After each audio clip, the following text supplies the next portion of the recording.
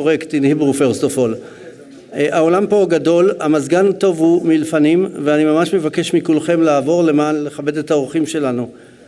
מי שאגב יעזוב באמצע, אני לא נותן לו רפורט ואני לא מתייחס ולא מעליב, אז אנא מכם תשתדלו לעבור קדימה.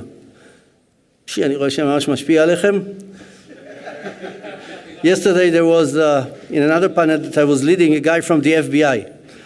So he said, I'm an FBI agent. Everybody, let's move to the front. אז maybe שגם זה לא עוזר לי.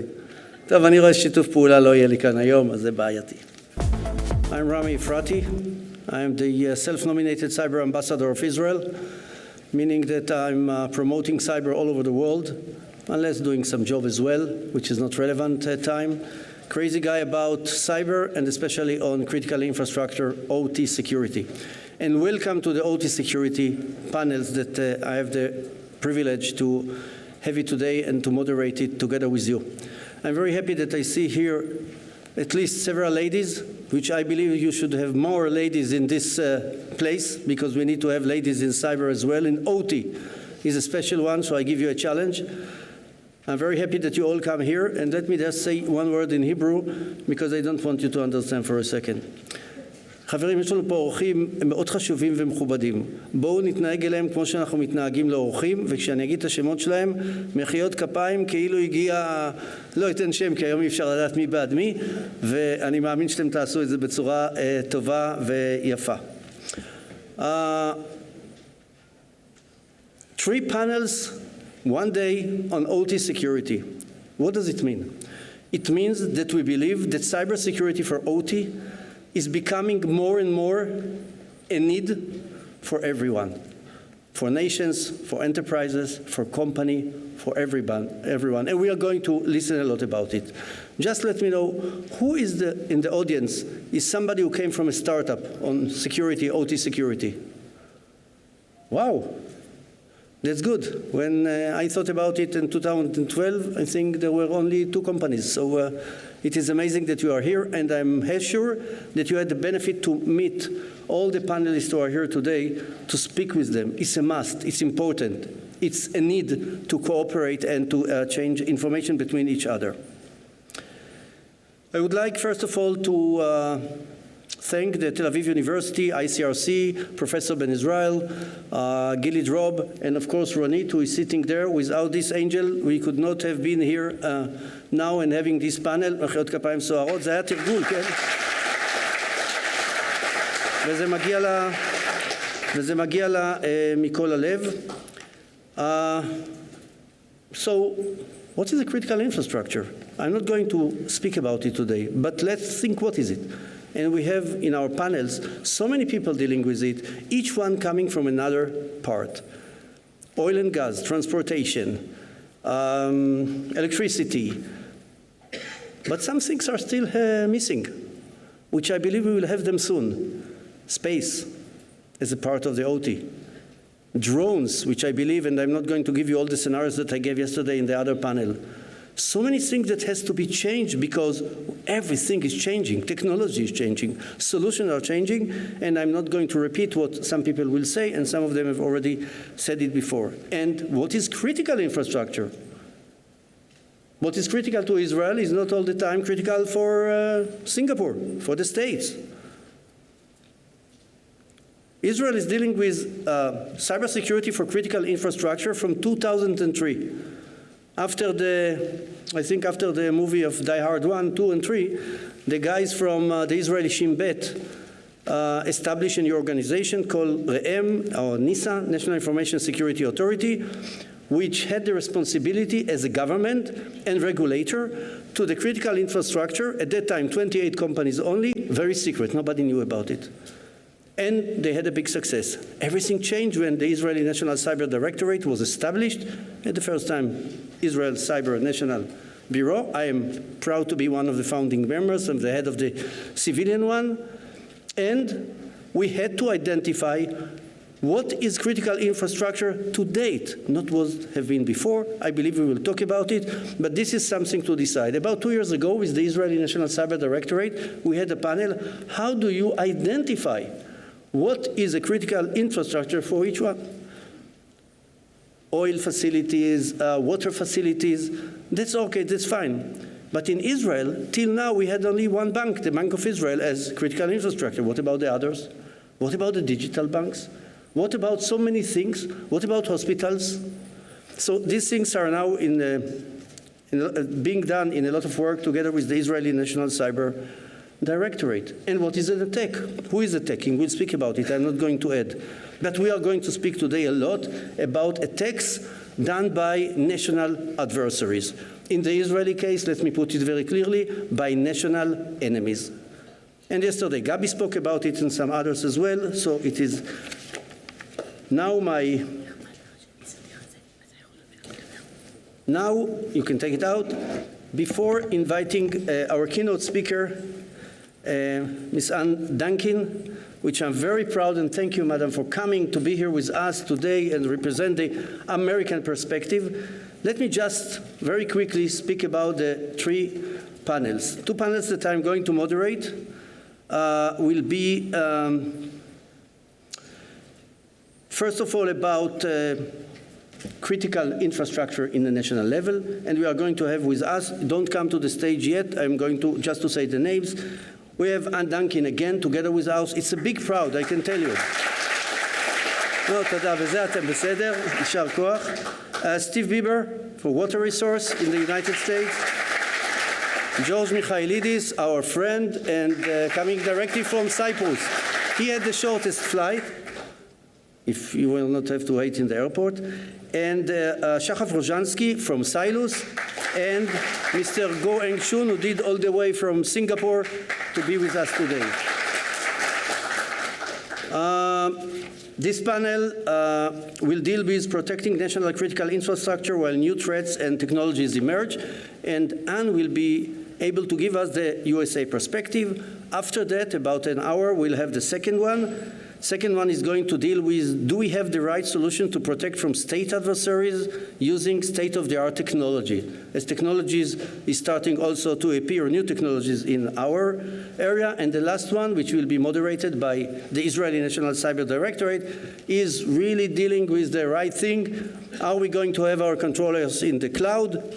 The trend has already started, but I believe that we will have a lot of people that we are going to hear. I'm very happy that you are here, because if I would not have to be here, this is what I would have done today. And this is very typical Israeli sport. Israelis knows about it. We call it matkot. It's not a ping pong. Is what, when you are going to the beach, especially to the, how many tourists we have here? You hear two guys playing the ball, tick-tack, tick-tack, be aware, don't be next to the ball while it is coming next to you. So I do recommend you, after these three panels, go to the beach, see the sunset. We have an amazing weather these days, so I believe that you are going to do it. And if you want to have some special Israeli, let's call it food, watermelon with Bulgarian cheese, this is the place to do it. And now, let's start working. The first one to speak, I'm very honored and proud to invite Ms. Ann Duncan, Chief Information Officer, U.S. Department of Energy, directly from the United States. Please.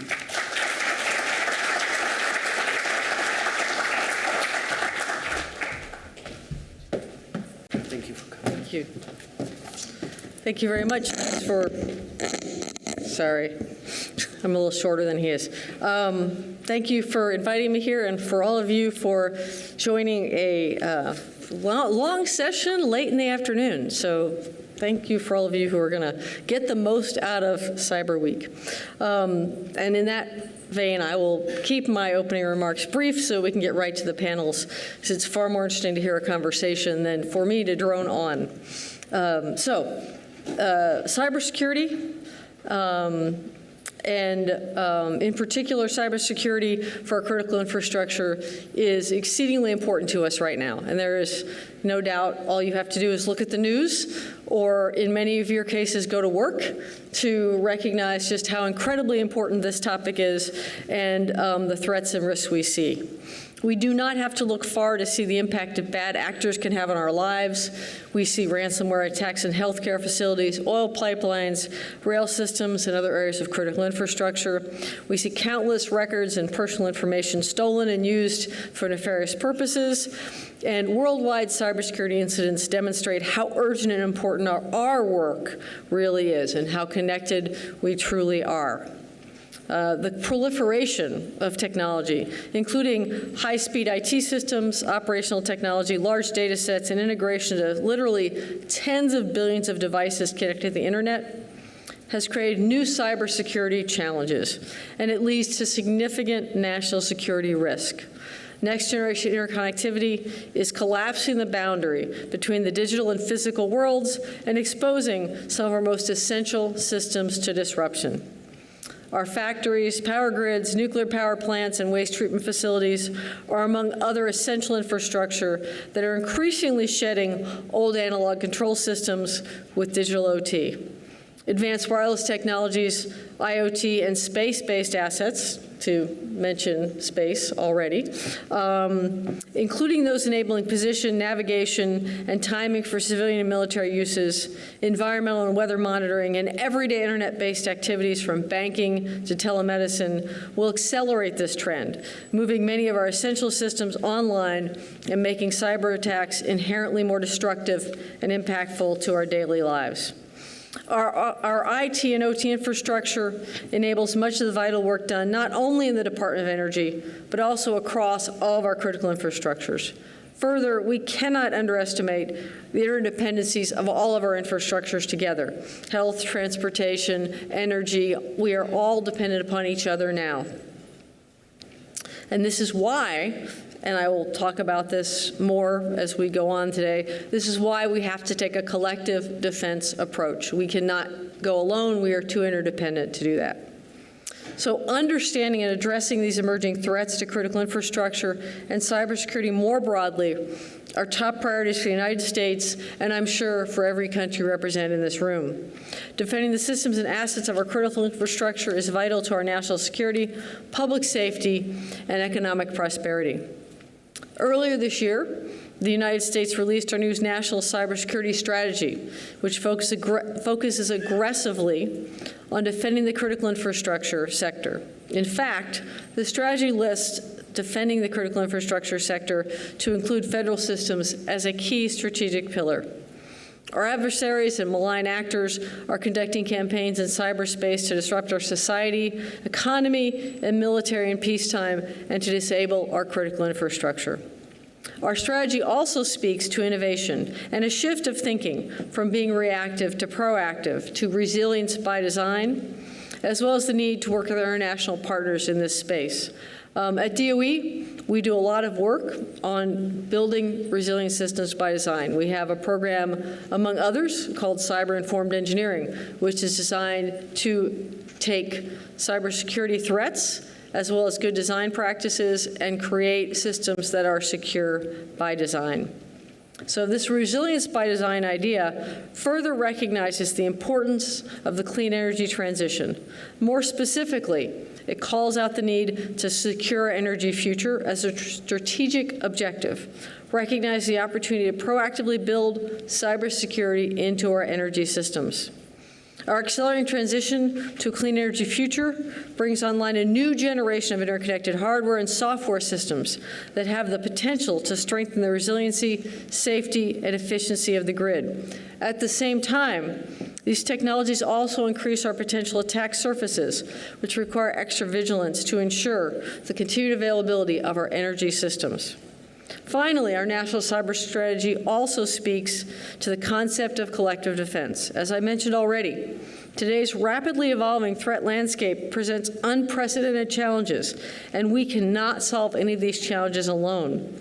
Only through collective efforts of the public and private sector and international partners will we be able to ensure the resiliency of our critical infrastructure. So on the topic of collaboration, as the Chief Information Officer of the Department of Energy and the senior cybersecurity official for DOE, one of my key roles is to increase visibility across the enterprise, to facilitate sharing and leverage each other's information management and technology innovation solutions, and to strengthen our partnerships across the U.S. government with the private sectors and with our international colleagues. Like I said before, we can't do this alone. It's only by collaborating with our friends and our allies that we can improve our collective defense. So I'm proud to share that we've accelerated our collaboration with Israel over the past year through a series of working-level meetings to explore meaningful partnership opportunities.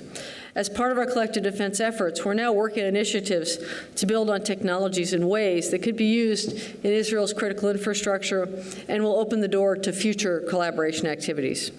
So only through such collective efforts will we be able to more successfully defend our entire digital ecosystem and ensure its resilience into the future. So with that, I'd like to wrap my comments, and I look forward to the discussion with the group in the first panel and to hearing the other two panels. Thank you very much.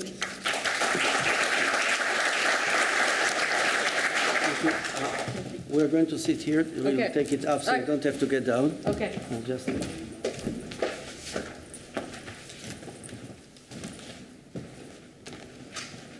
I will call each one of you. Okay, great. You know, the panelists, please come here. Thank you very much, Ann Duncan. It was amazing to hear you.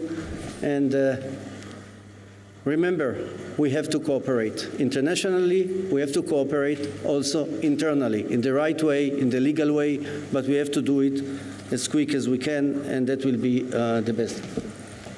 Please join me. Don't leave the lady alone, please.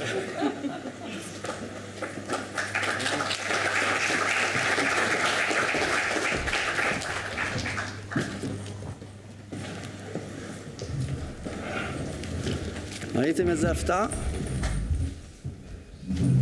I will just present each one of the panel members quickly, waiting for you to remember what I told you in the past. And later, I will ask each one of them to speak about his role. So let me start, first of all, again, with Ann Duncan, Chief Information Officer, U.S. Department of Energy. You have heard her. She was also a keynote speaker in the first day. And it's important to listen to her because most of the guidelines are coming from the United States.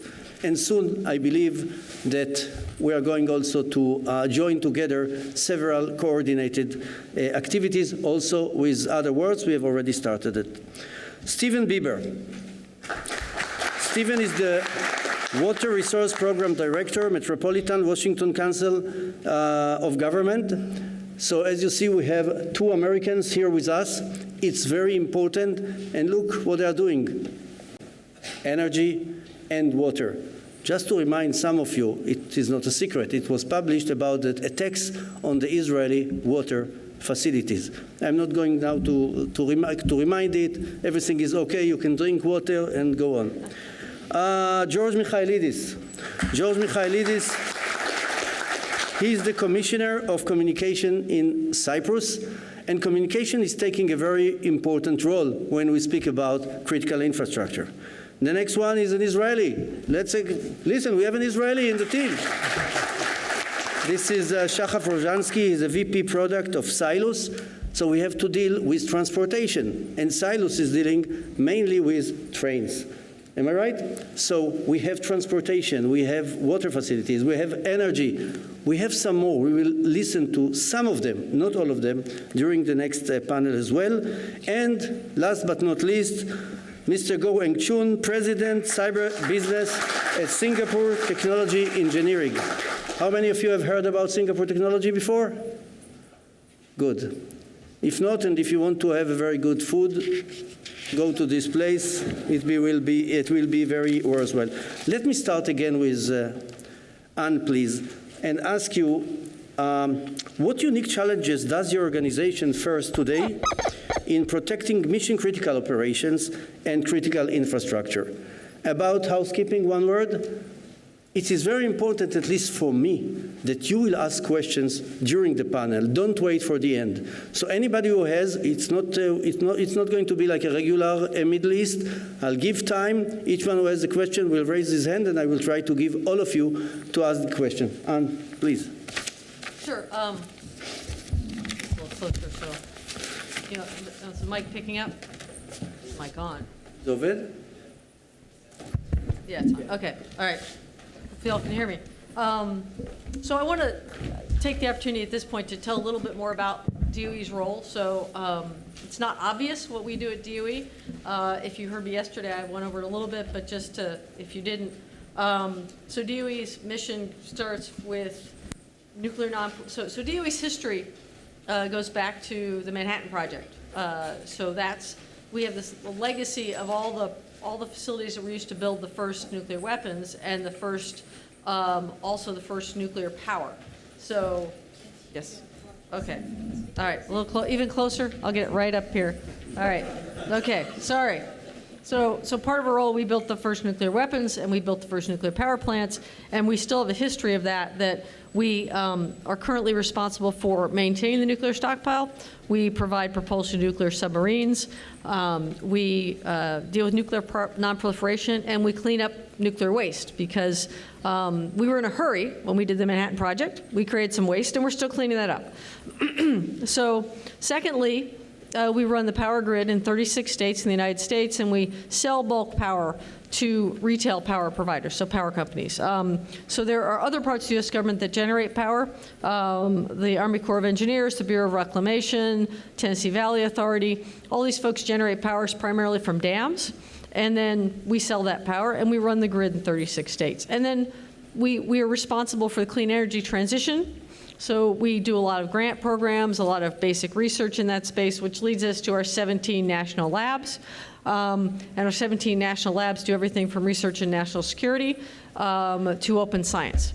And so we have this broad range of missions. So if you look at my role in protecting infrastructure, my mission is everything from, hey, I've got these people who are protecting nuclear weapons, to these people who are doing open science, and they're collaborating with people that we would not consider, not only would we not consider them allies, but we would probably consider them enemies, and yet we let them on our network because they are scientific collaborators for us. So across that unique and broad set of missions, I have lots of different people who have lots of different ideas about what risk is and what's acceptable and what's not. So I also have a very federated organization. So there are probably, I would guess, 100 people in DOE who would tell you they're a CIO, and another 100 at least who would tell you they're a CISO. And so, in fact, we've gotten them together for meetings. Well, in fact, I'll tell you, I was at one site, one of our sites, and I met 8 different people who told me they were a CIO just on that one site visit. So it's a really complicated ecosystem. So, really our biggest challenge in this space is understanding the risk profile of each individual organization and allowing each organization to manage risk appropriate to that risk. So, Sandia National Lab, which is a national security lab, will have a very different approach to risk for their OT, which is primarily manufacturing facilities, to a Power Marketing Administration, which has grid operations. They've got transformers, they've got control centers, they have to manage their risk there. And then we've got OT and IoT at scientific labs, where they're letting a lot of people into those labs to do research, but we also need to protect the data and protect the equipment. So we very much focus on understanding what the risk is. And the risk is how likely is something going to happen and how damaging is it if it happens. And we look at those things together, we identify a risk profile, and we remediate different things at different sites based on what their level of concern is. And we also set up different compensating controls at different sites. I mean, some of our compensating controls are simply, that's a classified network. It's separated from everything else. Others are very much, we need to make sure we understand who these people are who are coming into our network. We need to segregate our high-value assets. So it really depends upon what type of OT and IoT we're looking at across our enterprise. But that is fundamentally what we're doing, is we're looking at a risk-based approach. Thank you very much, Anne. We'll come to it later. First, I want that each one of you, in order to save time, will also present what he is doing and what is his role. But what we heard, and this is very important, we also need to understand what is a risk and to identify it. And when you decide what is going to be a critical infrastructure, what is really my risk and my priorities is taking a very important role, which brings me directly to Steve Bieber. And Steve, let me please ask you to present yourself quickly.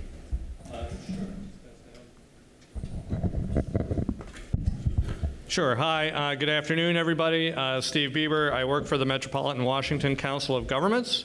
We're a regional planning organization in the Washington, D.C. area with 24 members, including all of our local water and wastewater utilities, who I work with quite a bit. And we do long-range planning, among other things, across all different sectors: transportation, water, wastewater, air quality, housing, and so on and so forth. So touch a little bit of infrastructure here and there and do a lot of work on infrastructure, security, and resilience. When I'm not working in my day job, I also volunteer for an organization called InfraGard. InfraGard's a private-public partnership between critical infrastructure sectors and the U.S. Department of Justice, their Federal Bureau of Investigation, looking at ways to increase critical infrastructure security and resilience across all sectors. And probably half the members of that would self-identify as being in the IT sector, even if they work for energy or healthcare or banking. So that's it in a nutshell. Okay. I'll do it from here so you'll have me to deal with it. So I would like very much to ask you, Steve, how is the threat from hybrid warfare, including hybrid threats from terrorists, affecting critical infrastructure?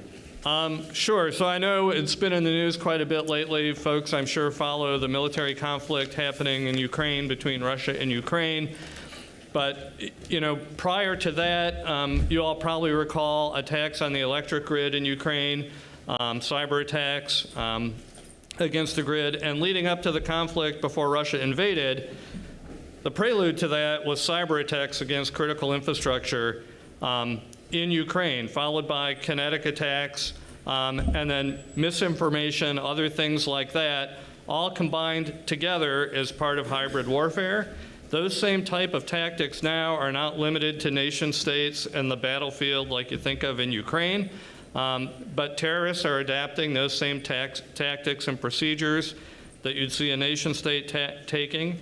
You also have hacktivist groups that tend to align themselves with one side or another. So there's groups that loosely affiliate themselves with the Ukraine government, with the Russian government, but they're not government organizations. They implement those same tactics to initiate cyber attacks against infrastructure. It's becoming an increasing threat. I was in a meeting this morning about an hour and a half ago, indicating that the attacks like this against operational technology and critical infrastructure, cyber attacks, have increased 30 to 40 times in the last decade. And I think it's accelerating. It's not getting less, it's getting more. And it's often combined not just with a cyber attack, but disinformation and other things that go with it, so making it more of a hybrid type of an attack than just a cyber attack alone. We are not going to have now the time, and I think that nobody was ever speaking about InfraGard in one of our panels. I think it is a good chance that we will have it next time. Sure. We are all speaking about the PPP, the private-public partnership, but we have to do it. And that brings me directly to my good friend George Michailidis from Cyprus. Let me ask you, George, how the government respond to cybersecurity threats? You are too close to us, so we have to make sure that you are doing it well. It works, hopefully. If not, you'll take the other one.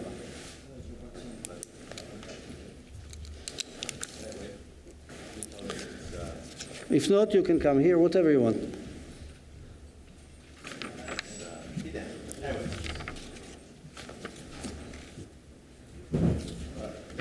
The important thing is to have a contingency plan, so that's, that is working.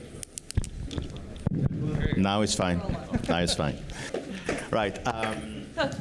So I guess from the government perspective, and I will also cover the European Union perspective. That's okay.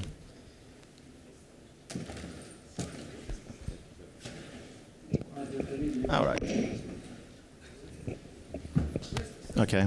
See, I got the one that is working. I'm not going to change it.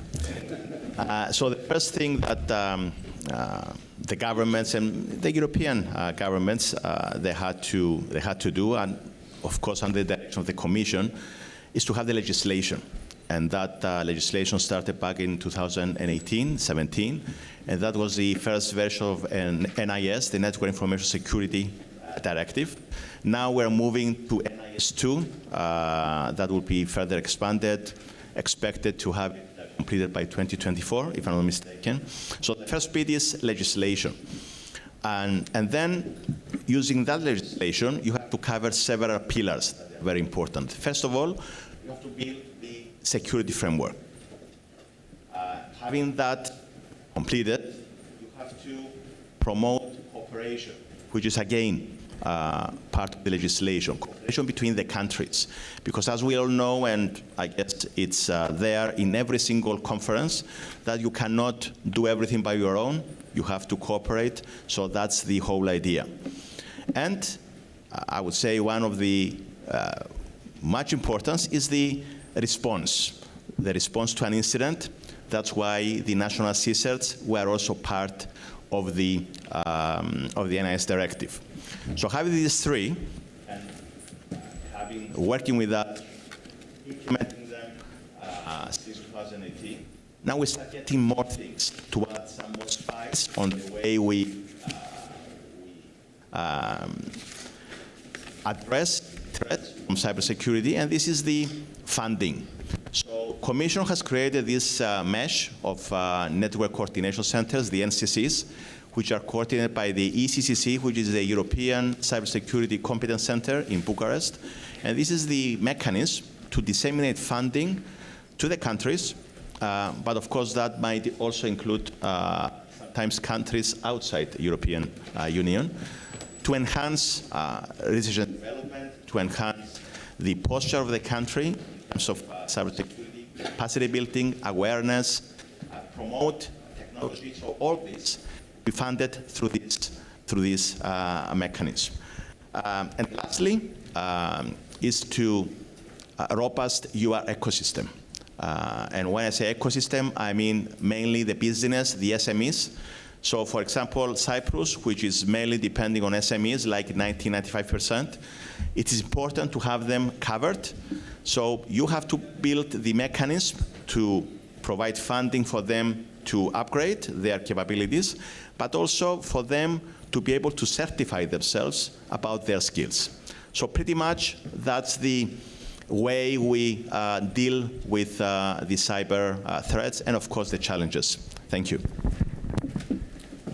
If Cyprus is having an incident response the same way that you were giving your incident response to the mic, we know that everything is okay. But I have a good team, though. Yeah, I know. You can, that's the most important part when you are dealing with cyber. And by the way, from Cyprus there is a delegation, also the head of the DSA. Thank you very much for coming.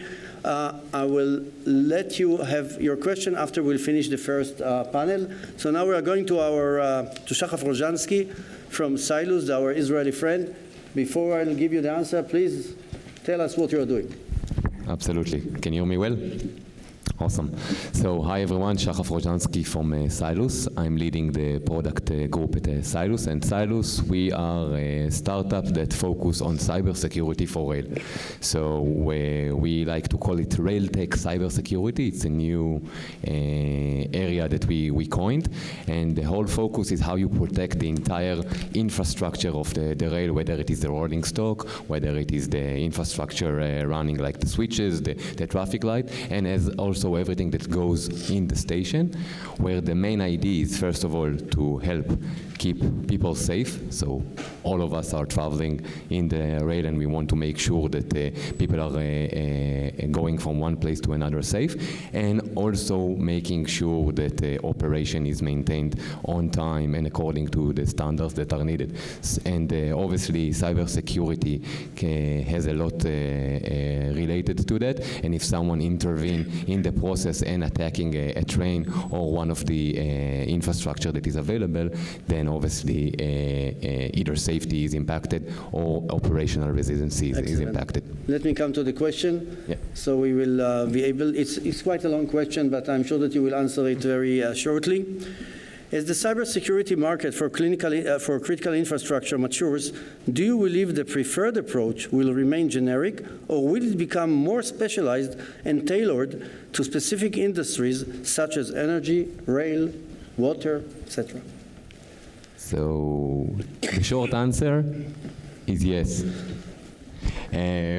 But that's kind of obvious because we are coming from a company that is focused on rail. But if to be more serious about it, if we are talking with companies like Gartner, that they are looking into the various market within OT, they actually says that by 2025, probably 75% of the solutions will be verticalized.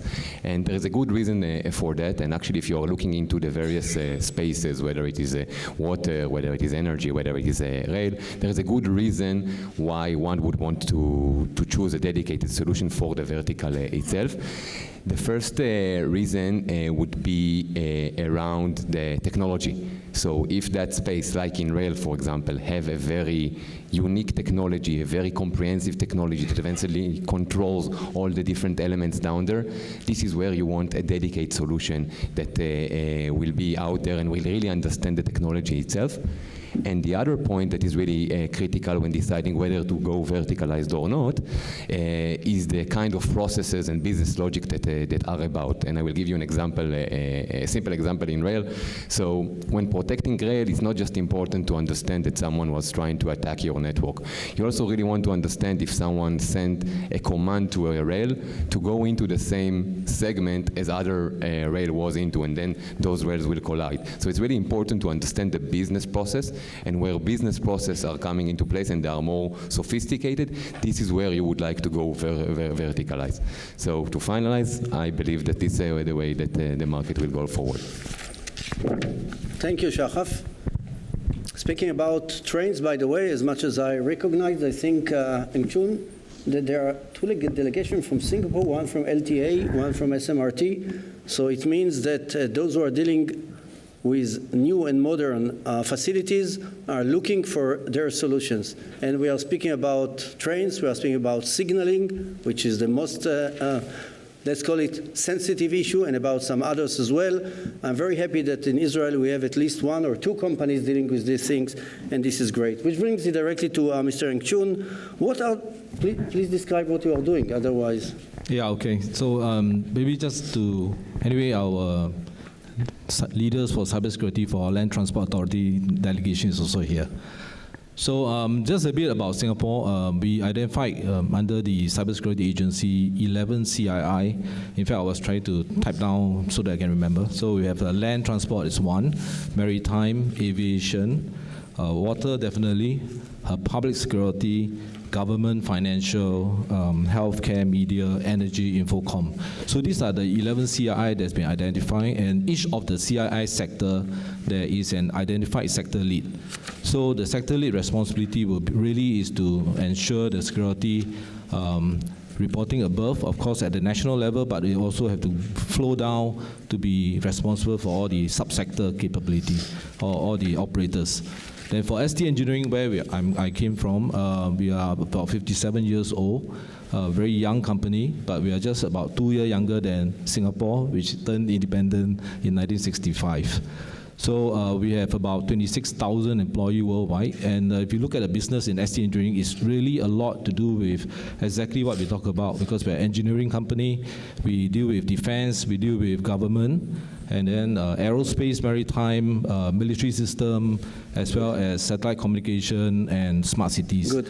So I'm running the cybersecurity and business. Yeah. Excellent. And dealing also with OT, which I believe this OT, is one yes. of the main issues of being here in this panel. Please let us know, Mr. Go, what are the challenges, in your opinion, still confronting the most OT operators today in the areas of cybersecurity? Okay. I paused a while because I was just thinking, this question was asked to me about a couple of years back, and I was running through my mind what are the top 5 challenges. So if I may, I will just rattle off what I said then, and then you guys will tell me whether it's still relevant today. The first one is this whole idea of maintaining legacy system. I'm sure many of the operators will still have their legacy system with you. That's something I said in the past.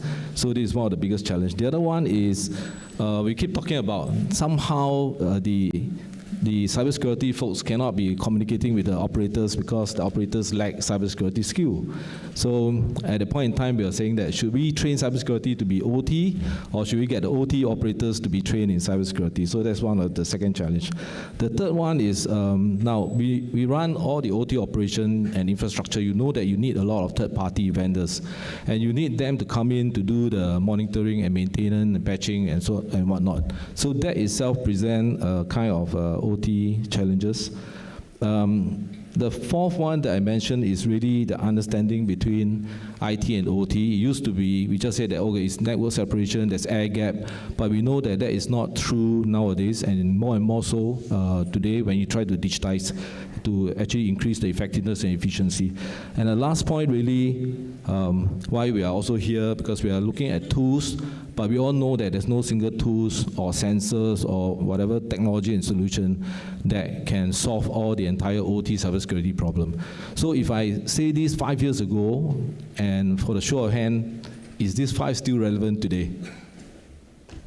Majority say yes, right? So it is still relevant today, and I hope that answers the question. We have not done enough. Yeah. You're right. Now is the time to ask questions, but before, I just want each representative, 1 second only, say the name of your company so we know who is dealing with OT in this room as a company. Which one? Say a name. Not your name, the name of the company. Sepio Cyber. Ops what? Commugen. ננולוק. אתה רק בשאלה או... אז תכף. אז תגיד את השם. Tracklin? Excellent. It's the first time that I hear it, so it's good that you are here. Thank you for coming. The lady. Agadu? Agadom. Wow, what a name. Everything in Israel going with the dome, it's good. Iron Dome, Cyber Dome, you're on the right track. Yes, please. It's not. NSA is no such affiliation. I do use it as a joke. I have no company, but I have a question. Okay, later. Mr. Siga, Amir Samuelov. Yes, please. Data fence, excellent. SCADA fans, yes, of course. No, Raphael, of course. The dome, remember, you see, I made you a promotion. Yes. IXDEN. How do you call it? IXDEN. XM, yes, of course. Israel Electric Corporation, that's for sure. I see. So you don't know how happy I am. When we started the Israeli National Cyber Bureau, we were looking for 1 or 2 companies, and we found 1 or 2 companies, but look what's going on. Let's have a quick question, and tell us to whom do you like you to answer, please. Sir, Brooklyn. אחר כך. מישהו רוצה לשאול? Okay, quickly. We'll take only 1 question now. Yes. My question is to Stephen and Anne. First, thank you for making the whole trip. Just so you know, coming back is longer, but 2 hours. The question is, the White House published the new cyber strategy, like in March, I think.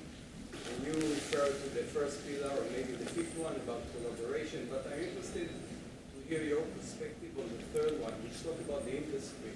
Because when the industry, read it, it's a little bit vague, it's a little bit marketing.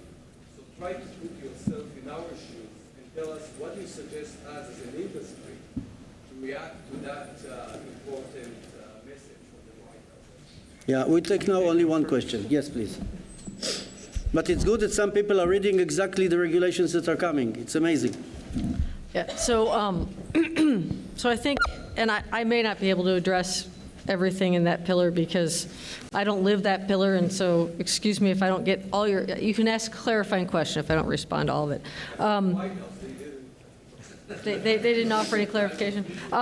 So there is an implementation plan coming out, which should provide some additional clarification.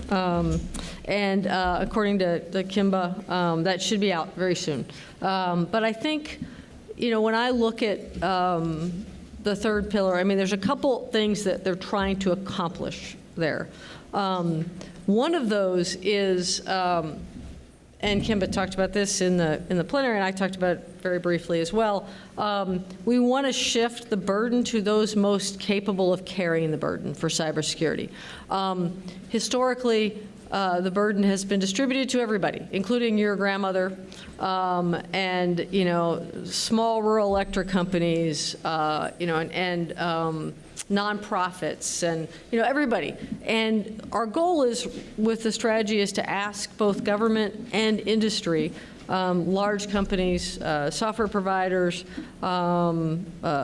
service providers, to really step up and take ownership for cybersecurity and take ownership of that burden and make it so that, you know, the average user at home doesn't have to try and figure out how to protect themselves each and every day. I mean, obviously, we're not going to allow people, some people aren't suddenly going to be able to act silly, but the goal is really to take that burden of protection. So that's one big thing. I think, you know, another critically important point is simply part of the strategy is for government and private sector to collaborate again for that collective defense, and to work together to make all of us safer. So I think those are two key takeaways, and I think the implementation plan will shed more light on exactly how they propose that be done. Would you like to add? Right. Thank you. No, I think we don't have the time to answer more, but I'm going directly to you, Stephen, and I would like to ask you, the global supply chain is a big word, have been severely disrupted by the global pandemic and the Russia-Ukraine military conflict affecting critical infrastructure across multiple sectors. What are some strategies that could improve supply chain resiliency? Sure. So, yeah, it's been a huge disruption. I work a lot in the water sector. We're seeing things like double and triple digit price increases for chemicals, for materials, lead times for certain things, like anything with a microchip in it, transformers, vehicles, you can go down a long list. Things that you used to be able to get in weeks or months, now you're talking about several months or maybe 1 or 2 years. And it's not just affecting the water sector. I think it's affecting every sector. And from what I've read, it's going to last not just for the next year or two, but maybe the next 6 to 8 years.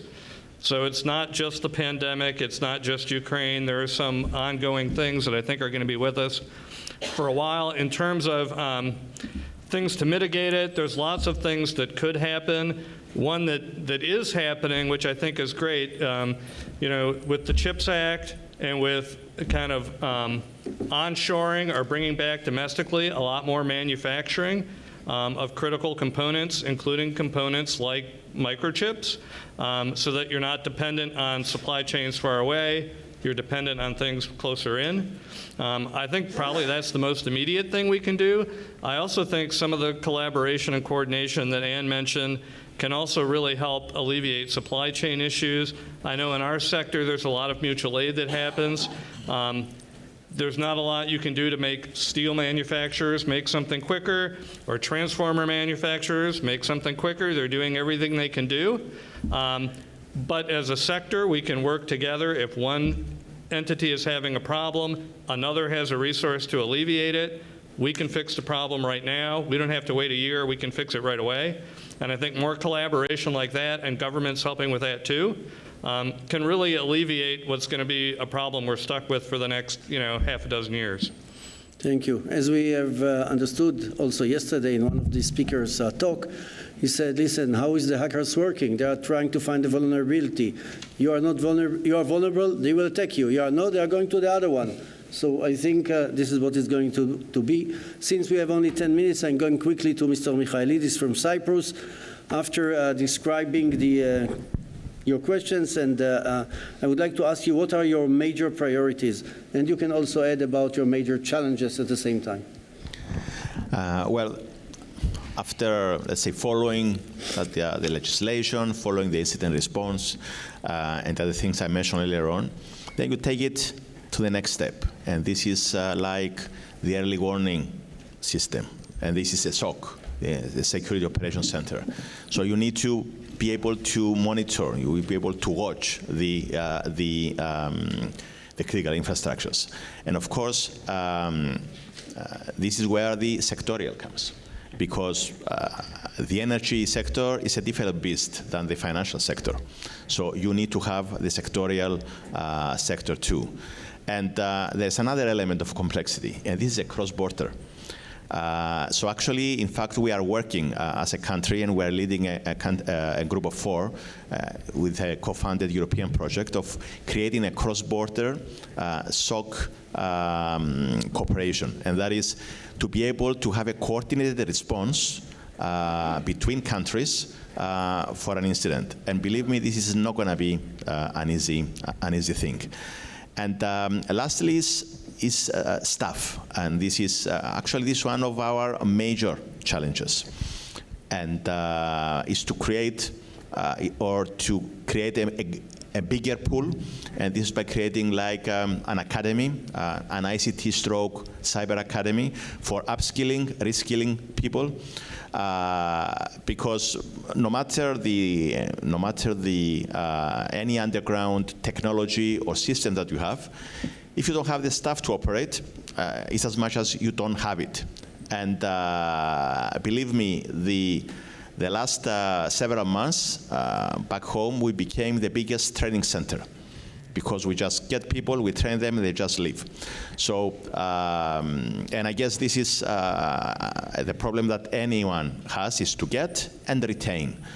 And being in the government, you cannot compete in the private sector. So that's one of the major challenges. And I don't want to consume much of the time.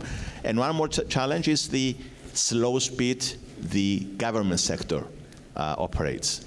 If this is legislation or a bureaucratic process, I can tell you that the hackers, they don't follow any of this. So we have to be innovative. We have to use technology to be able to counterpart these delays. Thank you. When we are speaking in the world about a missing of more than 5 million people to deal with cybersecurity, I believe that usually we are talking about IT people, not OT. In the OT, it is a much bigger problem, because to train a real OT guy, usually a guy who is working more than 20 years in this business and knows how to program a controller and knows how to deal with it, and hopefully we'll speak about it in the next panel, looking also at the new era of cybersecurity clusters for OT, dealing with SIM cards, 5G, 6G, whatever. This is going to be a much bigger one. Shachaf, the last question for you is, what are primary threats that critical infrastructure must defend against, such as ransomware attack or state-level threats? Yeah, so I think some of my colleagues over here already mentioned, so you look into either a state threat, you're looking into activists that are trying to attack you, you're looking into organized crime that's trying to gain money out of it. Eventually, when we are dealing with real companies, we're trying to understand, what they are mostly concerned about. And based on that, becomes the focus on what they want to protect. So if, for example, they are really concerned about safety, so let's protect all those systems like the signaling system or the rolling stock itself that eventually will make them safe. If they are concerned about ransomware, so maybe you can go and protect all those automatic fare collections that are responsible for collecting money from the different passengers. So it really depends, and each organization have a different view, but it all comes from who is trying to attack you, what you are trying to protect against, and based on that, you decide to focus on those critical assets that eventually relates to the problem that you have in mind. Thank you. And Chun, you're the last one, my friend. OT customers make is it easy always for me, thanks. Yeah. OT customers is always concerned about their OT system, which consists of a lot of legacy systems. How do you think they can improve their cybersecurity posture without making massive changes and without affecting the system integrity and operation? Wow, it's not an easy question. No, it's a long question for a short answer. Yeah, I have no pen and no book. Okay, anyway, I'll try to answer this because actually, I'm very inspired because when I just now look at the introduction of all the OT cybersecurity company, legacy system we know, right? There's no digital output and it's very difficult. You do not know how they fit in the entire ecosystem. You have monitoring that can do it at a historical database and connecting to the digital system. Then for OT, especially those level 0, physical, electrical properties, how do you measure them? But I'm heartened to say that there's already a few companies in Israel. SIGA is one of them. Yeah, Amir is there. SIGA, CPO, and there are many other companies.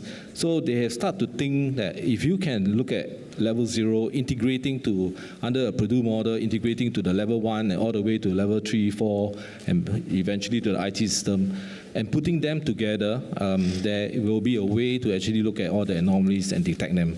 But I also want to put in my thought because besides just jumping into saying that implementing the solution, I think for even system integrating house like ST Engineering, what we actually do is to take the extra step, very different from IT system. We actually have our own framework. But our focus will be work very closely. Number one, you got to work very closely with the customer and then develop a framework that, especially in safety. I think when we talk about critical infrastructure, safety comes first, not about confidentiality, not about your identity and all this. So more important is safety. And then from the safety, then how do you make it accessible? And that's where the level 0 integration comes in. And the third part is important because then you got to make it able to maintain. So in short, it's a SAM, right? Any SAM here? Yeah, SAM. So with that framework, when we work together, then we do the design thinking with the customer to design the architecture exactly what do you need. Because eventually you also need to create solutions like out-of-band monitoring and many other things that we can do, including the processes to actually enhance the overall cybersecurity for an OT system with legacy system. I just hope I can keep it short here. Thank you, Mr. Go. Safety, security, these are two separate things. We are not going to discuss it. Yesterday I had Mr. Sunil Yu in one of our panels. He spoke about it. I think we should elaborate next time about it as well. As I promised you, although we are running out of time, one last question with a quick question and quick answer. Yes, sir.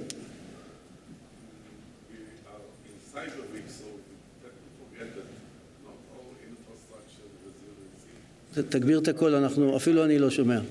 September 11 was in cyber, and the recent fall of I-95 in your territory was in cyber, but still it's a major infrastructure problem. So to be prepared for it is like being prepared for cyber attacks, but you need to be prepared for the worst. Yeah, I would agree with that, and I was actually just sitting here thinking, for any sector, energy sector, transportation sector, the water sector, doesn't matter. A really, really important part of being prepared is having up-to-date risk assessment, and something that you do all the time. And your risk assessment should hit on everything. So all the assets that you manage, physical attacks, cyber attacks, everything, and have a way to quantify, so you're doing data-driven decision-making. How does the threat that I face from cyber, which is probably hitting you multiple times a day, compare to other risks that face my enterprise? And what's the consequence of those things, and how likely are they to happen? And if they do happen, how could I mitigate it or not? Because you're right, there's, accidents that happen, there's weather and climate change that happens, there's aging infrastructure, there's all sorts of things, whatever sector you're in, you're dealing with, and you have to balance that against the threat from cyber. And you don't have unlimited resources to invest in protecting yourself, so you have to make decisions on where do I buy down the risk the most, which things are most important to do as an enterprise, and cyber may not be at the top of the list. It may be something else depending on, what's going on and what sector you're in. Right. And I think it's important to do that and to reevaluate it continuously, because the threat landscape is evolving all the time. We are going to wrap up, so I'm going to give each one of the panelists. Eagle, you are here. I didn't see you. There are several people that maybe they didn't come out with their hand, but they are dealing with cyber, not the startups. Radiflow, Scadasudo, whatever. Who else? So I'm not going to take... Just a quick comment. I think that in order to go to the stage of solutions, risks are not enough. You have to go down to use cases. In use case, you will be able to differentiate between cyber and between some faulty accidents or something that is triggered. And once you write down those use cases, but you really have to sit with the professionals and control engineers and understand specifically, then you can actually, like Mr. Gu said, run between sectors, and inside the sector run between different topologies, because DCS and SCADA are not the same. Topologies are not the same use cases. So you need to go there in order to find out what the best solution. Great remark. Let me just wrap up, as we have to do it in the right way. I would like very much to thank our panel members, and I think it was amazing to have both the government and the private. Let me thank very much Ann Duncan, Chief Information Officer, U.S. Department of Energy. Ann Duncan, we spoke about you. Stephen Bieber, Water Resources Program Director, Metropolitan Washington Council of Governments. George Michailidis, the Commissioner of Communication in Cyprus. Shachaf Rozansky, the VP Product at Cylus. And Mr. Goeng Chun, President of Cyber Business, ST Engineering. Thank you very much. We have now about 10 minutes break. Take advantage of this time while these amazing people are still with us, and ask them any question that you want, not on the stage. We need to have some break, so thank you very much, and thank you very much for coming. All the best to you. We have to stay here because they want to take a picture of us. Efat Salam. Thanks for... כן. לא, זהו, הוא אמר לי.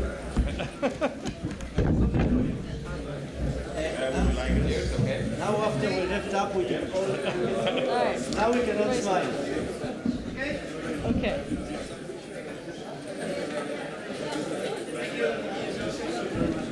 Thank you. Pleasure. Yeah, thanks. Great meeting you. Hey, so what you do? Sure, we'll see you around. Thank you. Thanks for working with us, Steve. Thank you, my friend.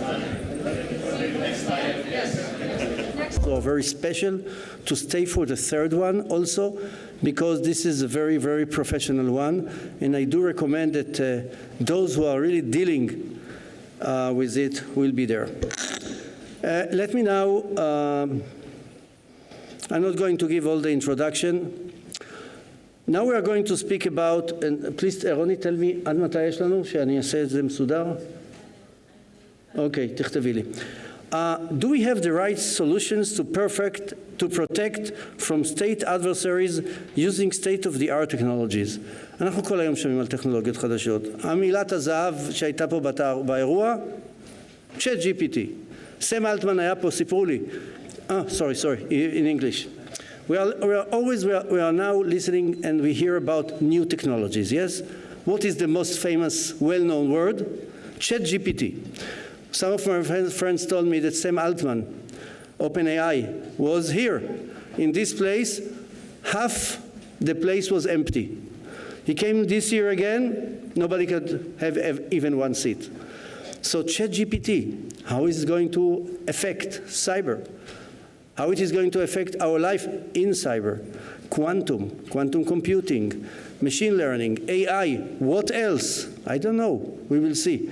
Although we came to the country of prophets, I wouldn't like to be a prophet, so I really hope that we will come out with some ideas from here. And let me be honored to invite to the podium each one of the people that I'm going to, in a minute, to present. First one is an old friend, Itai Glick from Opswot. John Petrie III from NTT. Thank you for coming. Ilan Shalom, special cybersecurity expert. I will present you. And Yossi Schneck, the Yossi Schneck from Israel. So we have 4 people. We have how long? It's a secret. Everything in Israel is a secret. So we have, it's a secret, only 30 minutes, but we are going to do it the right way. And in this case, it will be immediately this 30 minutes. So I can promise you that each one of you will be able to talk. Let me just present the people, and following to me, each one of you, 1 minute, what are you doing, what are your role? It's very important, and I would like personally to thank you for coming here today. From Itai is an Israeli, but he's not living in Israel. Petri is also not from here. Ilan is not from here. It's an Israeli name, but no. And Yossi is a real Israeli, so it's no problem. So Itai Glick is the VP product of Opswot. They have also a booth I saw outside, so you can go and see them. John F. Petrie III, Counselor to the NTT CISO at NTT. And NTT, you know what it is. And thank you, NTT, for bringing your people here. I see here Mihoko as well. You're still the head of strategy? Chief strategy? Tell me, please. Yes, okay, she's very polite. Where is Noah? Noah here. She's heading the Israeli based for NTT. Amazing job. The last one is, the third is Ilan. Ilan Shalom is a cybersecurity expert and research fellow in geopolitics. And all the other acronyms that I say, I don't understand what it is. So maybe it is the NSA, maybe not, but this is GODE and IFG Lab. You will have to speak about it later. Yossi Schneck is well known in Israel, many years in the cybersecurity, especially for OT. He is now the CEO and founder of YS Icons, senior consultant to Israeli Electric. Each one of you, please, will go one by one. Please present exactly your role, and then we'll go directly to the questions. If we are going to have time, I will let you ask any question. If not, they are here, as I told you. Take them. Don't let them leave the place, and ask the questions. Please. Hi, everybody. I'm Itai Glick. Started my career at the A200 unit, which is the cyber offensive unit in Israel. Been there for a few years. Following that, went around between Dell, a lot, and my own cybersecurity startup. Today, I'm at Opswot. At Opswot, we have 21 different products to protect organizations, from the OT level to the IT level, protecting from zero-day attacks, malwares, zero-day malwares, and protecting the OT network. So I'm the VP of product. We have about 300 developers in Opswot, and in total around 600 people. Worldwide, global company established in 2002. Thank you for having me, Rami. Itai was one of the founders or co-founder of Votiro, so he had already his exit. That's why he can be here till tonight, no problem at all. Yes, please. My name is John Petrie. I am the counselor to the CISO for NTT globally. Counselor is not a legal term. It's a deputy CISO term for international businesses. Just to give you a sense, Nippon Telegraph and Telephone is what's considered in most communication sectors as the third largest telecom ICT company in the world. We are number 55 on the Fortune 100 list. We service about 123 countries operationally, 187 countries with sales offices. My role is to coordinate the international efforts of our international businesses, so everything outside of the country of Japan. Overall, we are critical infrastructure providers for the government of Japan from a telecommunications and ICT perspective. We are a diversified company, so we have energy sector, certainly communications and ICT. We also have real estate and other business lines of businesses. So it's a pretty healthy job in protecting the organizational structure overall globally. I think from my perspective, I have about 45 years now in the field, even before it was called cyber. So I think I bring a lot of expertise to the table as it relates to now OT, but also IT, cyber, space, et cetera. And I could talk to those questions if you have any.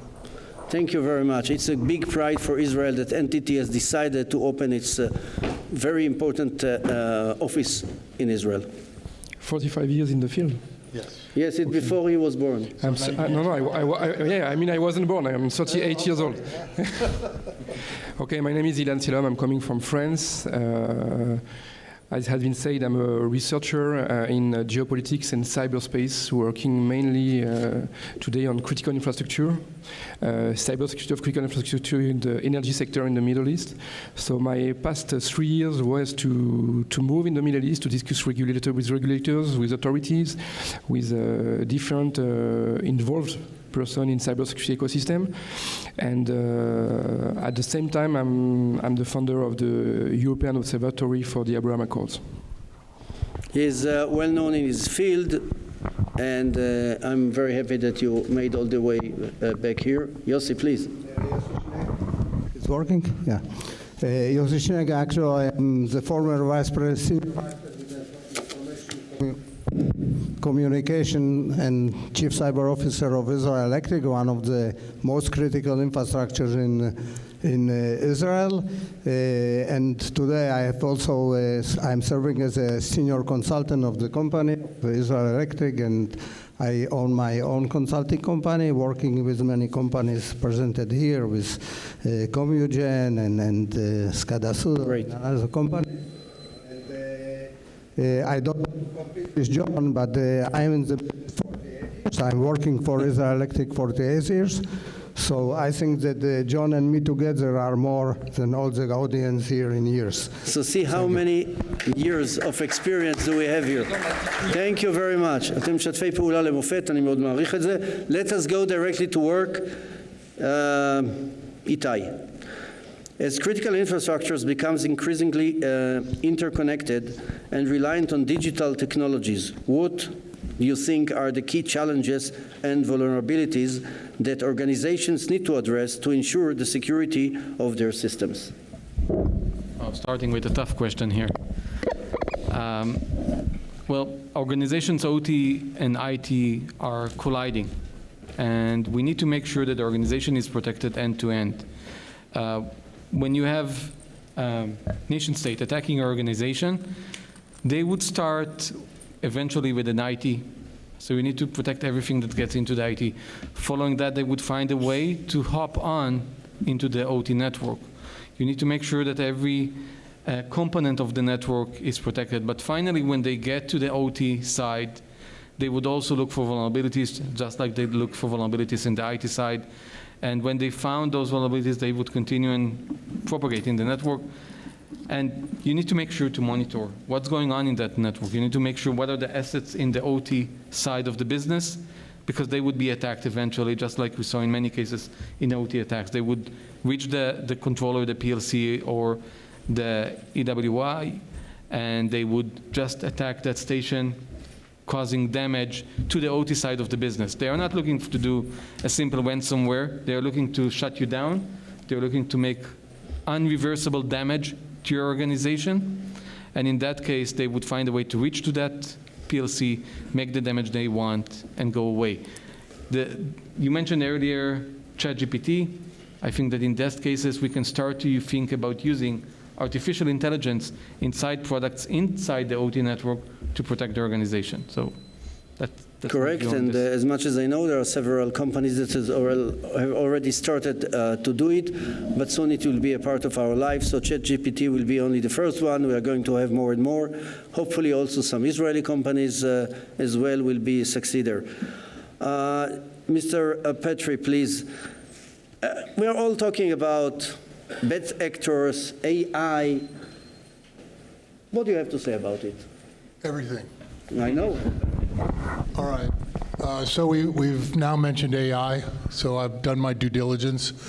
We'll talk about bad actors for just a moment and what their capabilities might already be and also what they will be.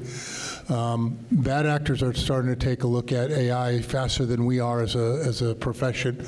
And in some cases, they have immeasurable assets and resources.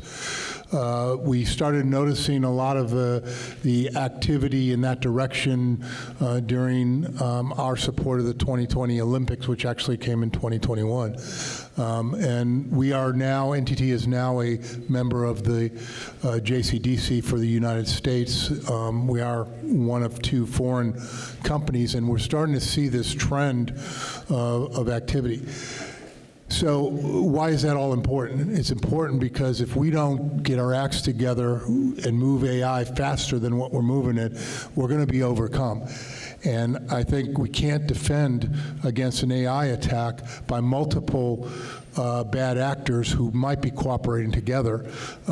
We can't do it ourselves. We can't do it alone. And I think, with regard to policy and process, I think, and this might be controversial, but I think, companies making decisions, including some of our own, to completely block out AI, I think is a bad decision, because previous experience indicates that, your employees will find another way to use the things like ChatGPT. So you need to control it, sandboxes, other things to allow them to do the activities to gain better access and information to develop IP, et cetera. So I think it's moving faster than maybe we anticipate, at least the bad actors are. Great. I was trying to ask ChatGPT, please find me a vulnerability in any name I mention is good. It can be Honeywell, Schneider Electric, whatever. I didn't get an answer because it's not legal. But I do believe that soon in the darknet we will find all the solution for that. It will be for sale. But it is going to come very quickly. Ilan, with your knowledge and professionality, what do you see as the greatest cyber threat within the energy sector? Thank you very much, Rami, for this question. I think that, first of all, I studied a lot energy sector last 3 years, and what we can say that is by design, the energy sector is systematically a critical infrastructure. This is a critical infrastructure at the cornerstone, meaning that they support all critical infrastructure in one form or another. It's usually granted special assistance from authority and government, and so this sector is vital. And I think that halting energy supply, potentially cascading disruptive effects, and the consequences are very high on environment, including the loss of life. We have several use cases now in this idea. So to answer your question, I think today the energy sector is facing 2 kinds of threats, one which is external, the other which is internal. According to what you say in the panel, I will just focus on the external one. The first one is, as you know, the criminal group asking for ransomware. When we talk about OT environment, we are seeing exponential growth of this criminal group, well organized, well funded, and more every day. This is the first thing. And regarding the state adversaries, the APT, sponsored by state or directly states themselves, I think that we see more and more attack. I think that the last Microsoft report talked about up to 20% more attack coming from the state actors. We have to take into account as well the geopolitical volatility, which is more and more important. But one thing I think that maybe we can discuss afterwards is that we are mainly focusing on critical infrastructure for several security reasons and national security reasons. But they have guidance, they have exercise, they have requirements by national authorities and so on. But what about essential services? today, which are more vulnerable according to the fact that they are less followed? What about the civil cybersecurity sector as well? We have more and more IoT. They are spreading increasingly today in our daily life, and that's not a question of CI. That's a question that move far beyond of this question. So I think that the sector must operate a mindset shift going beyond trust. We are talking a lot about zero trust, but it's going beyond trust, meaning that moving towards continuously treating everything as an unknown, whether human or machine, to ensure trustworthy behaviors. Great, Yossi, I'm going to give you almost the same question because I'm sure that in your experience you can do it very well. And I wrote to you, what is in your opinion the most influential trend driving the OT ICS security challenges and needed actions? So, okay, first of all, you know, there are a lot of influential trends, so you have to choose one of them, but from my opinion and practical opinion, and I also would like to emphasize what Yigal said in the last thing, at the end of the day, you should go to the details and the bottom to actually estimate the real risk and everything, but from my point of view, and mainly in the energy industry, it's actually the IT and OT. I don't know, people don't like it, but IT and OT are converging. This is one of the, and one of the things is that actually our experience from the IT system is not suitable, or most of it, or many of those things that we are doing and are excellent are not suitable for OT systems. So this is one thing that is actually creating a lot of things. I think Ilan spoke about it, about those IoT systems that are replacing even our SCADA systems or manufacturing access systems that we are using. We are using today IoT systems and sensors that are natively using cloud. Different protocols that are cloud-based protocols for communication. So our castle and moat isolated systems that we were used to are not anymore there, and this is a big challenge. This is one thing. Second thing, let me allow to talk about AI, because everybody talk about AI. So I agree, AI brings additional threats, and we have to be faster than our adversaries to implement it. But I see a big hope in AI that is informed. You know, we are so long dealing with cybersecurity and defense and resilience and everything, but we didn't succeed until now, and please correct me here, Honorable Nathan, we didn't succeed, like in many other things, to create real prediction. And I think that the AI is an opportunity, actually, to make our data and information that is available, to extract from it additional knowledge and wisdom to predict things that will help very much in the future struggle of cybersecurity. Thank you, Yossi. As we have to remember every time, AI has its own advantages, but also risk and disadvantages. And this is not now to discuss, but let's remember it. Before going for my next question, we don't have a lot of time, but I think it is important because I see many people who are coming from overseas, and therefore, please, each one of you, just the name of your company, because these people are interested in OT security, and we are proud to have it in Israel. Let's go from this side. Anybody from the industry? No, this side. Name of the company, that's all. Clean systems. Okay. NTT. Sepio Security. Mekorot, fantastic. Mr. Next to you? Oh, I was waiting. מערך הסייבר. תגיד בקול. SIGA. Security. Yes, please. Okay.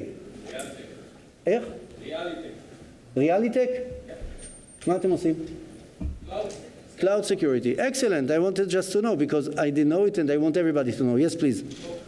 Topco. What are you doing? Fantastic. Anybody else? Yes, please. Sysoteria. Amazing. CISO as a service. Nanolog. At least I recognize somebody. Anybody else? Okay, so let's go quickly to the questions. I did it because I believe that when you are coming to Israel, we have to promote everybody who is dealing in this subject, everybody who is taking care, and this is the place to be together and speak. Each one will give you his point of view. Entity, its own point of view. OpSWAT, his point of view. Yossi and all the other companies, their view. Do it, please. I'm coming back to you, Itai, quickly. As critical infrastructure systems increasingly adopt industrial Internet of Things, IIoT, or Internet of Everything devices, what are the unique cybersecurity challenges associated with these deployments, and how can organizations mitigate it associated with? I think Yossi touched it also in his previous answer. I think that once you bring the IIoT, you start to have Internet in an area that till now wasn't segregated, now was segregated from the network. It brings a lot of challenges, but eventually, in taking also back into the consideration of IT, a CISO of a large bank once told me, I don't trust my firewall. Okay, and that's a very interesting statement, because he thinks that the firewall cannot be trusted. No compensating control should be on the firewall to protect other devices. So we can take this statement and put it inside. The segregation is not relevant anymore. We need to make sure that the network, what's going on in the internal network, the OT network, is still protected. We need to monitor the sessions going on from the different devices to the internet. We need to make sure that we know what's going on there, and we need to know the vulnerabilities of those IoT devices that are usually unsupported really well, and you need to make sure that you take care of all of those vulnerabilities, including, and this is something that we also discussed in yesterday's panel, you need to make sure that the supply chain doesn't hurt you when you start to bring IoT into your network, because somebody might hack them, and from them jump into your organization, like we saw in SolarWinds or other places. When you start to put monitoring agents inside, you need to make sure that your vendor that is working with them is protecting himself also in a good manner. So a lot of challenges coming in. Most common is vulnerabilities, always fix vulnerabilities and monitor what's going on. Thank you. The network level. Mr. Petri, let me go directly to the existing or maybe the future technology, quantum. Speaking about quantum and its uses, hardware, software, how do you see it 5 years ahead? Yeah, so we should start be thinking about quantum as it affects us from a security perspective, but also as it affects our individual companies moving forward. If you talk to some of the researchers, it's still, they're saying 7, 10 years. I don't think so.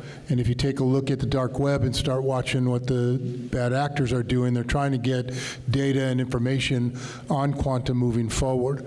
So if they get a hold of quantum at the speed that we're talking about here, that's going to make our lives a lot different, as Yossi indicated. You know, that's going to be difficult to defend against by yourself. And I think if we talk about quantum, we have to talk about it in two parts. One is hardware and one is software.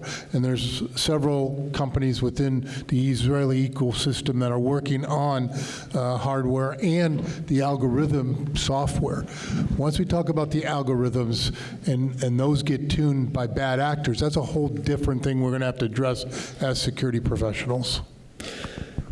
Those who are really experts in cyber security for OT understand that the most important parts of the operational level, which is level 0 and level 1, which I still hope we will be able to deal with this one in the near future, because this is going to be one of the solutions against all these kinds of AI. Ilan, to what extent is the tech within the energy sector problematic?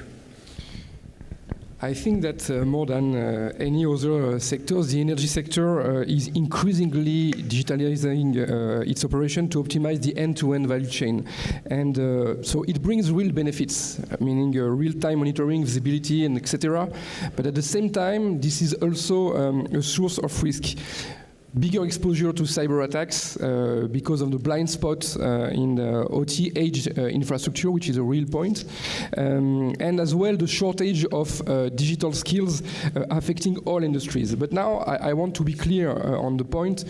There is no technology that is a silver bullet here, but there are ways to protect and address those environments where technologies come at play.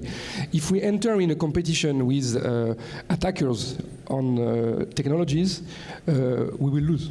At the end of the day, we will lose because they have, for state actors, unlimited resources, they have time, they have strategies, and we are not equipped like they are. So this is the point. But we have capacity as in the cyber ecosystem, protective cyber ecosystem, like having asset inventory, pushing for security by design as much as possible with products and industrial equipment.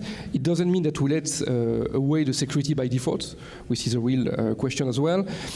Deploying industrial asset protection and patching and firewall, network real-time monitoring, and building a two-way defense. Proactive first to identify, and I think we were talking about it earlier, and as well remediate vulnerabilities, and reactive. Use as well our expertise in the teaching on massive cyber attacks and how we could avoid them by using our proper hygiene, which is clearly a real point. To avoid external threat to enter in our own networks, and as well to let entry points close for vulnerabilities if exploited through employee intelligence. Great. When I listen to all these distinguished people, I ask myself, have I ever seen a book that has been built based on articles or speeches that given by people? And I do encourage, maybe NTT will take it or somebody else, to start preparing a book, editing all kind of ideas about OT, not about IT. I think this is going to be a way to make sure that also those who doesn't understand OT will at least start to love it and go over. I'm ready to be the editor. I just need somebody who will take it, and then we'll come back to all of you. I believe that you will be happy to share your experience. Is very important. And the last one is Yossi. The increased pace of changes driven by innovation, competition, deregulation, and other processes touches on a long-time problem, security patching. Security patching making the problem even more critical. How can we tackle this challenge? This is the last question, and then we will wrap up.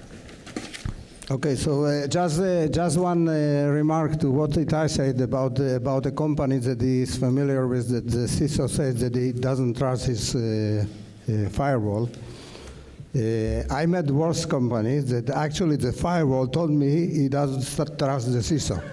And it's much worse situation. So, but going to your question,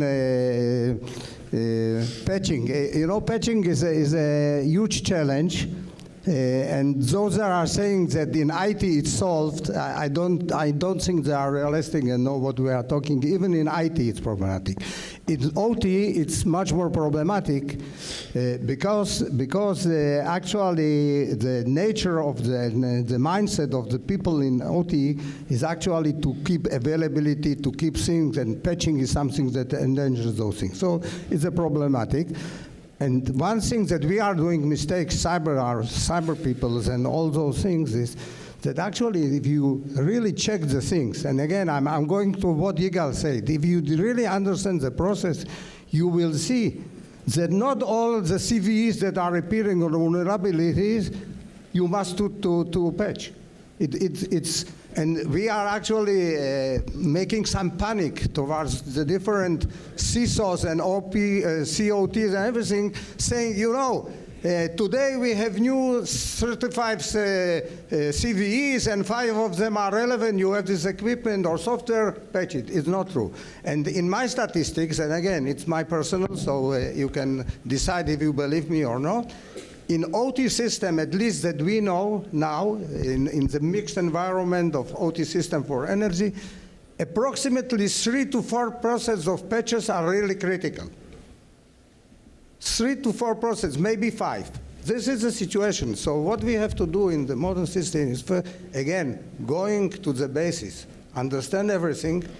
Everything should be, I like very much the consequence-driven cyber-informed model that was developed by INL, that actually at the end of the day, if you don't understand fully the consequences and are able to calculate the real risk, it's better not to do nothing than to do things that will actually harm you at the end. Thank you very much. I think, I see the people here, that there is one company which is really dealing on cybersecurity process. I think, Ido, your company is doing it, Soteria. If there are others, I would like to mention them as well. Okay, just to remind you, we were dealing with the, do we have the right solutions to protect from state adversaries using state-of-the-art technologies? We cannot give all the answers, just such a short time. I would like very, very, very much to thank all the panel members who came especially to meet you all. Itai Glick, VP Product Ops SWAT, John Petri III, Counselor to the NTT CISO, Ilan Shalom, Cybersecurity Expert and Research Fellow in Geopolitics, and Yossi Schneck, CEO, co-founder of YS Icons, and thank you very much. Rami, Don't leave. May I add just one thing following what you say at the beginning? I wish that next year, here at this panel, we have 50% of women. Because I said it before. I totally agree with you. We spoke about it before. I saw them leaving. But when I saw them coming back, I say, we still have next year, I let my chance. for women if they want, because it's very important to have you in OT cybersecurity. I'm going to leave the mic to a very good friend of mine. Chaim Litvak is the Director of Projects and Systems at the Technology Division, Israel National Cyber Directorate. And we are not having any break now. Thank you very much, all of you. We just take one picture, just a second. Without a picture, we cannot survive. Here.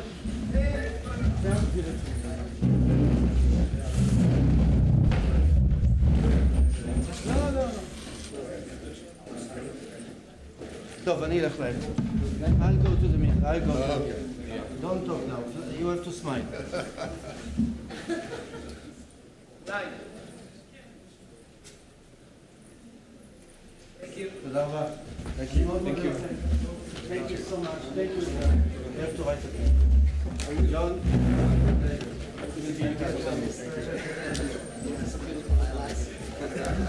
קורקט, אתה צודק. מר ליטבק, בהצלחה.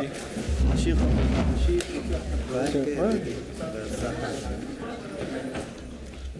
Thank you. Well, we are the last session. Oh, hi there. So, last but not least, I will call up the guys that will help me. Our session will be, everybody was talking here about AI and, you know, the infrastructure. Just to go there, you need first something like the cloud will help you be more flexible, could run all those optimization and so on. So our main dilemma is, would we like to connect all the OT, which is basically critical infrastructure or sensitive organizations, to the public cloud? So this is our dilemma. Can I say just one word? Sure. I want very much to thank you all for coming, for the panelists, but also for this lady and her team. They did a great job to arrange everything. Thank you, Ronit. Yeah, surely deserve it. So I will call the participants to stage. First, where's the guy who said we need female people? Come on, Dimple. So I don't think we have 50%, but we have like 20%. Next to you will try better. So Dimple, she's from Honeywell. She is responsible. She is a senior director of technology and data policy. She will elaborate on herself later. I would like to call, yeah, she deserved it. Next, Aviram Bachar. He's from the INCD. He's Asaf Turner from the MOE. And we have next Amir Samuelo, SIGA CEO. Shaul Rom. Please. He's the founder and owner of Realitech. Alberto Hasson, our honest big friend. He is the VP and CISO of ICL Group.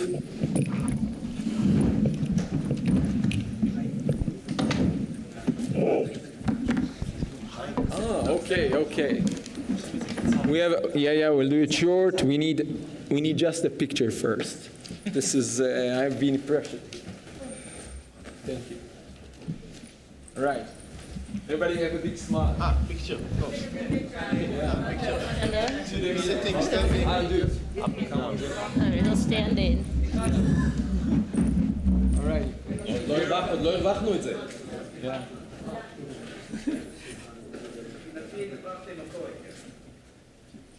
Okay.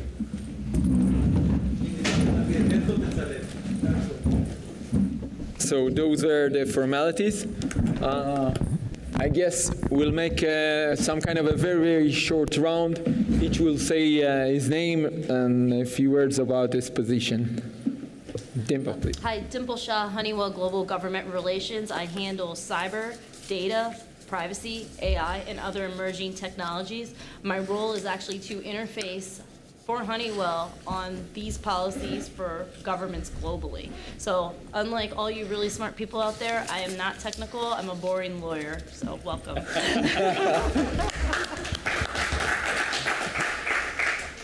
If she's a boring lawyer, I am a boring CISO.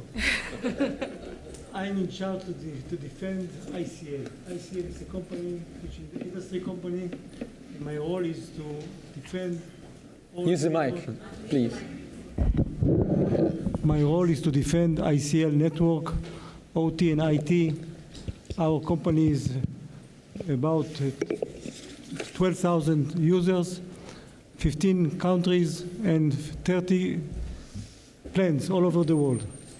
So some part of my team is here with me, and my children are here also to escort me. So thank you very much. Yeah. Can you hear me? Probably not. Hi. Asaf Turner. I head the cybersecurity unit for the Ministry of Energy in Israel. Aviram Bachar from INCD, Energy and ICS Critical Infrastructure Center. Amir Samoilov, CEO and co-founder of SIGA. We do cybersecurity directly from the most critical layer. We call it level 0. We see the process and detect anomalies directly from the sensors and actuators. My name is Shaul Rom. I'm founder of company Topco.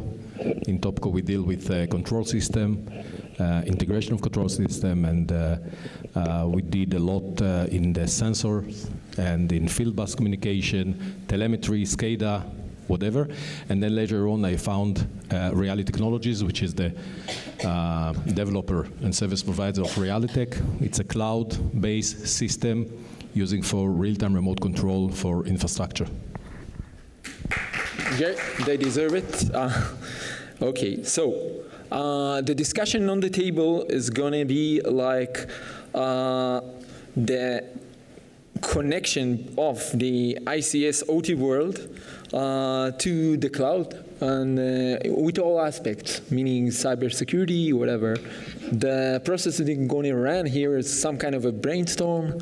I will ask the participants questions.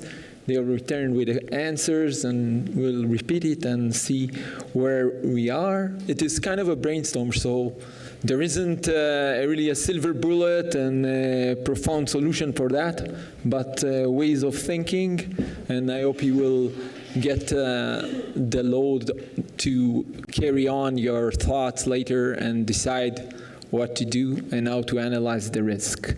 So let me start with you, Aviram. From a national and critical infrastructure perspective, usually the systems are air-gapped. and this is an air-gap environment. The question is, are the organizations that we have today are mature and ready to open to the cloud environment? Oops. As Rami said before, from 2003, the ISA started to work with the critical infrastructure. The main goal was separating business network from PCN network, process control networks.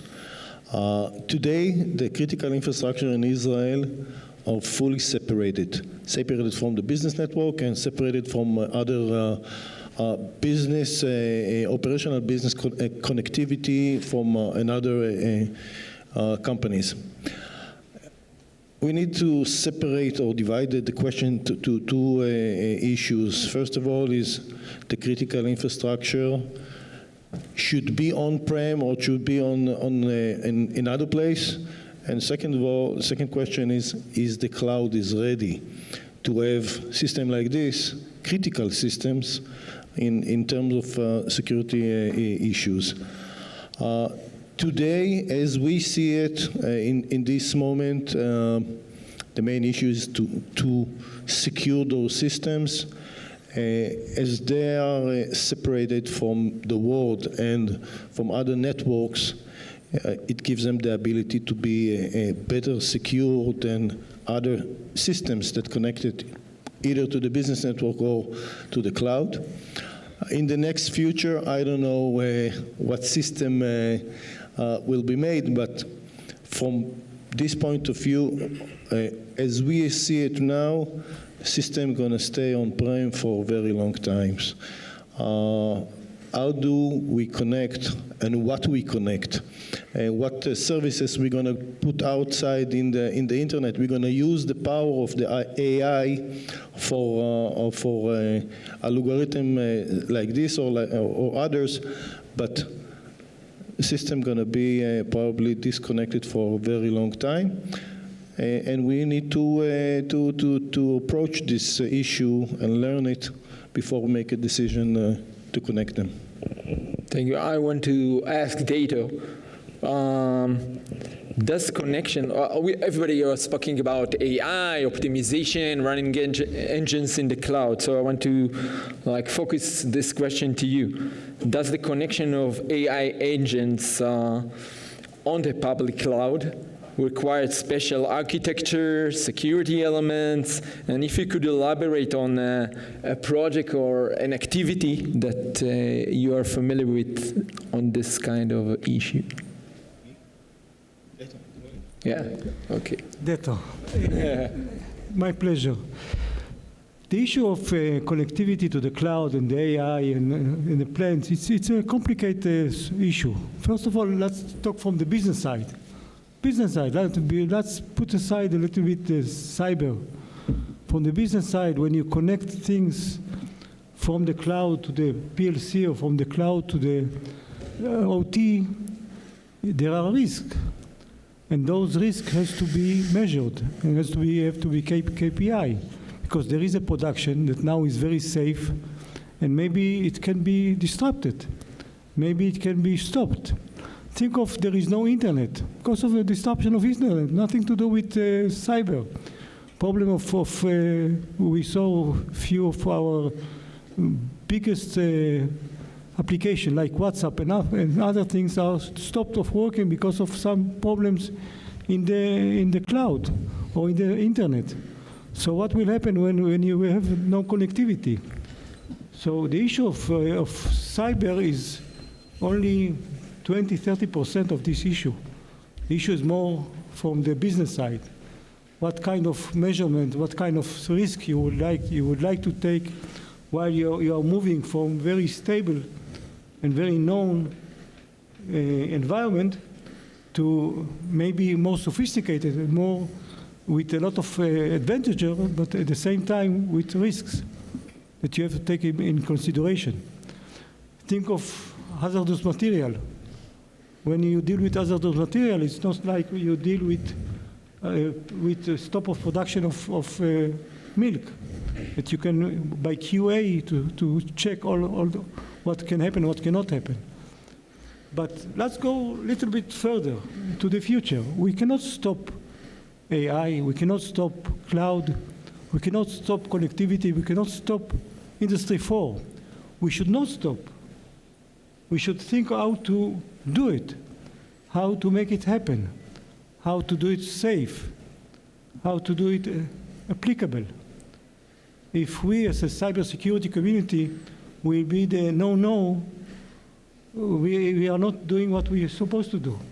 We have to be enabler of innovation, enabler of doing things in order to go forward to the next future. So that's what we are leading in the company in which I am working. We are leading toward the future. We have a future planned teams that are looking forward what will be the next future planned, how it will be built up. Going from the cloud to the PLC, build up a solution. We went to the industry. It's not the end-up solution, but we went to the industry and said, if we would like to go from the cloud to the PLC, what do you suggest? As an industry, as a cybersecurity industry. As you know, in Israel, we have quite a very advanced cybersecurity industry.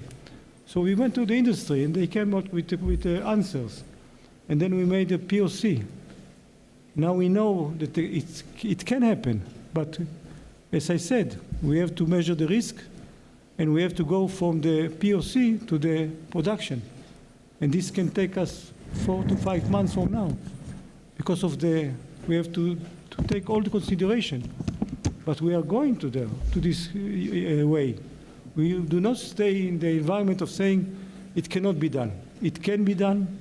The industry can find a solution how to connect between AI and the PLC, from the cloud to the PLC and back. Don't forget back. When you go from your plant to the cloud, make it safe. And this is a remark from the INCD that made us this remark that we tweaked the project. In the project, we were thinking from cloud to the PLC, but the INCD said, what about from you to the cloud? Said, you are right. And we changed the project. So we added, with your wisdom, we added from us to the cloud. So now we have the full round. And I am sure that the industry can come with a solution. We will do it, and we will succeed in 2023 yet, not 24, 23. We will be able to connect between AI cloud to the PLC and back, with the support of the industry that we have here in Israel. And if you want to have more information, you are more than welcome to approach us afterwards, and we'll make you more information about what we are doing. But all of us, as a community, we have to go forward, not to be no community. Thank you. Another opinion from the industry, Amir Sega. How do we mitigate the risks of connecting those OT data, as Dato described, to the cloud, while keeping, of course, the environment safe? So, first of all, as ex-regulator, I used to work with Dato and with Aviram. This is not a question of if. This is a question of if the industry would like to go to the cloud, it will go to the cloud. Our role as a cybersecurity solutions and regulators, I believe, is to explain how. And exactly like we are seeing in other layers or other areas of like IT, the solution for cybersecurity must be based on layers.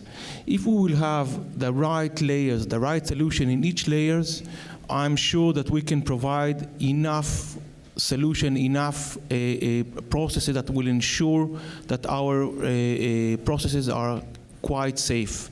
There is no 100% solution, but we will deliver a solution that will ensure that all the reaching out to the cloud and back can be totally safe. To mitigate I would say the added security problem that we are seeing right now, adding with the connection between the OT and the IT, we need to have multi-layer solution, and we have to have a mature cybersecurity environment inside the ICS world, the OT world. Thanks. I'm going to add another view of aspect here. I will ask Dimple. Industries are moving, as we have heard, down to the cloud or up to the cloud. Our relevant cybersecurity threats will be driving the regulations. Yep. Thanks so much. We are a global company. We are a company that assists others in the industrial environments to transition to the cloud. We do have cloud-based services for industrials, and we believe that these solutions make us more efficient and more productive. However, with the growing threat landscape, there has been quite a bit of activity with regard to OT cybersecurity regulations. And I was going to touch on a lot of those proposals, but actually what I'm hearing from everybody here is actually the concern of data and protecting the data that is stored in the cloud. And there is, for the first time, moving through the EU as we speak, and went to trialogue negotiations last night, the EU Data Act. The Data Act governs all cloud services, connected devices, and related services where the data from these services must be provided 24/7 real time to the user of such data without IP protections. And the scope of the items is very broad. For example, smart sensors are in scope. So when you're looking at the data that needs to be provided, and the Data Act covers B2B, B2C, and B2G related transactions, there's a real question. You know, governments want this information, industry wants this information, the EU has indicated that they want to be a destination of data, but the real question is how are you going to protect this data if you don't have protections for trade secrets, and also the cybersecurity threats could prevail depending on how this data is shared and what specifically is shared. So there's going to be challenges and with regard to the regulations, and there's going to be challenges for industrials. You know, the goal of this legislation is actually to target a lot of the larger cloud service providers, but there's going to be impacts across the board that resonate. So that's the main issue I will flag. Great. Shaul, I want to... Oh. Okay. I want you to help us maybe add perspective on what other benefits that connecting to the cloud can bring us, security communication that is needed, and the impact to the OT system, and having, is it better security or opening our attack surface? Well, actually, I think that, first of all, I must say that for me, the definitions IT and OT and separating them is a little bit weird. Because we are in a world when everything is involved in everything, and making these two separate issues, for me, it's a little bit strange. But what is more strange for me is that we are talking about, will the cloud be part of the control systems? Because the train is out of station. Clouds are used in industrial application, in control system, in an OT. But I would like also just roughly to ask a question. For sure you are aware of attacks over Israel, but also other places on water, energy, or whatever facilities. How many of them were in the cloud? Somebody? In percentage? We got zero from you guys. Zero successful attacks to cloud SCADA system or cloud control systems. Meaning that, well, I'm not promising you it not be, because there is nothing that is 100% secured. Everything is possible to be break through or on. But that's something you have to remind. Most of the attack, or all the attack that were successful, were for traditional or legacy let's say, SCADA system or control system. There is a different way of thinking between or among people that coming from the IT and coming from the what we call the OT now. For example, ICS, industrial control system. If you go to people who program PLC or work with HMIs and PLC, they say, what is ICS? They even don't know the name, because for them it's the system or the controller or the PLC or the SCADA. So there are different meanings for same things, but the train, as I mentioned, is out of station, and it's really not the issue if to communicate with the cloud, if to connect to the cloud, but the question is how to do it. And I think that we have to focus in how to do it, not putting transparency to the cloud and not putting VPN connection to the cloud and things like that. The other benefits that we have if you're using the cloud, from my point of view, is better security, because we can have a lot of algorithms that can run on cloud and make AI or whatever, and then do it in combination with, for example, zero-level details that we get from companies like SIGA, and we can have more information about what's going on. The other benefits are, of course, the possibility to know more about the system, to get more decisions, to be possible to have supportive information for decision makers. We work, for example, globally in more than 40 countries now, and we have at least 2 or 3 customers that are global, and they share information among themselves and talking about the same trends they see, the same data they see, and they can take decision about things that happen now in Portugal, and they compare it to what happened in Spain, in Amsterdam, or whatever place. So the benefits of using the cloud is tremendous, and the thing that we can do in the cloud will never be the same as on-premise. But you have to do it with systems that were born to the cloud and designed for cloud, and not taking just something like control or SCADA, HMI system and try to put it on the cloud. This is the difference, or connect, to put a router and connect a PLC to the cloud. That will never happen. Okay, I want to throw another parameter to the question here. We'll ask Asaf on that.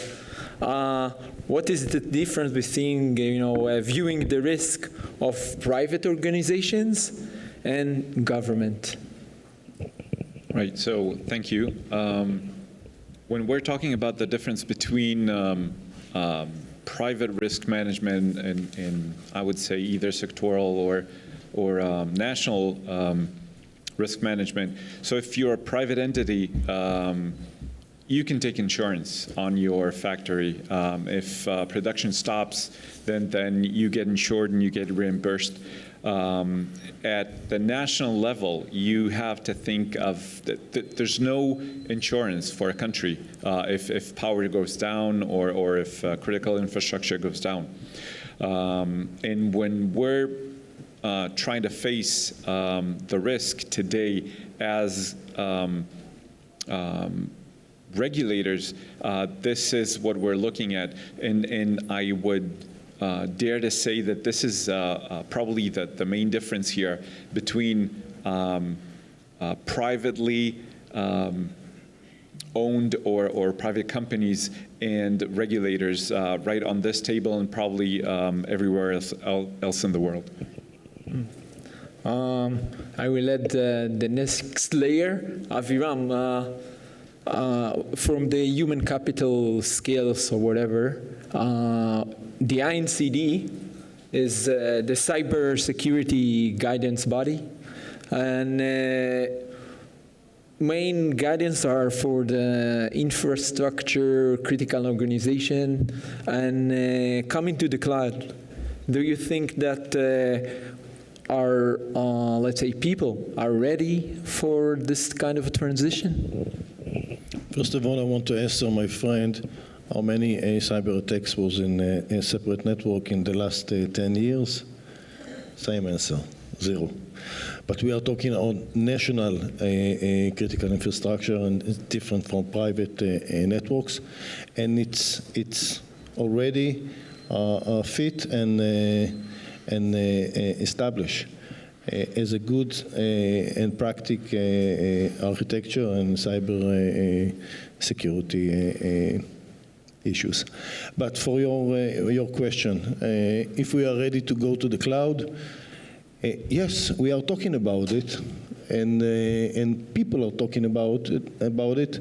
System is not ready yet, but when you're talking about on critical infrastructure for gas, for example, upstream, midstream, and downstream, those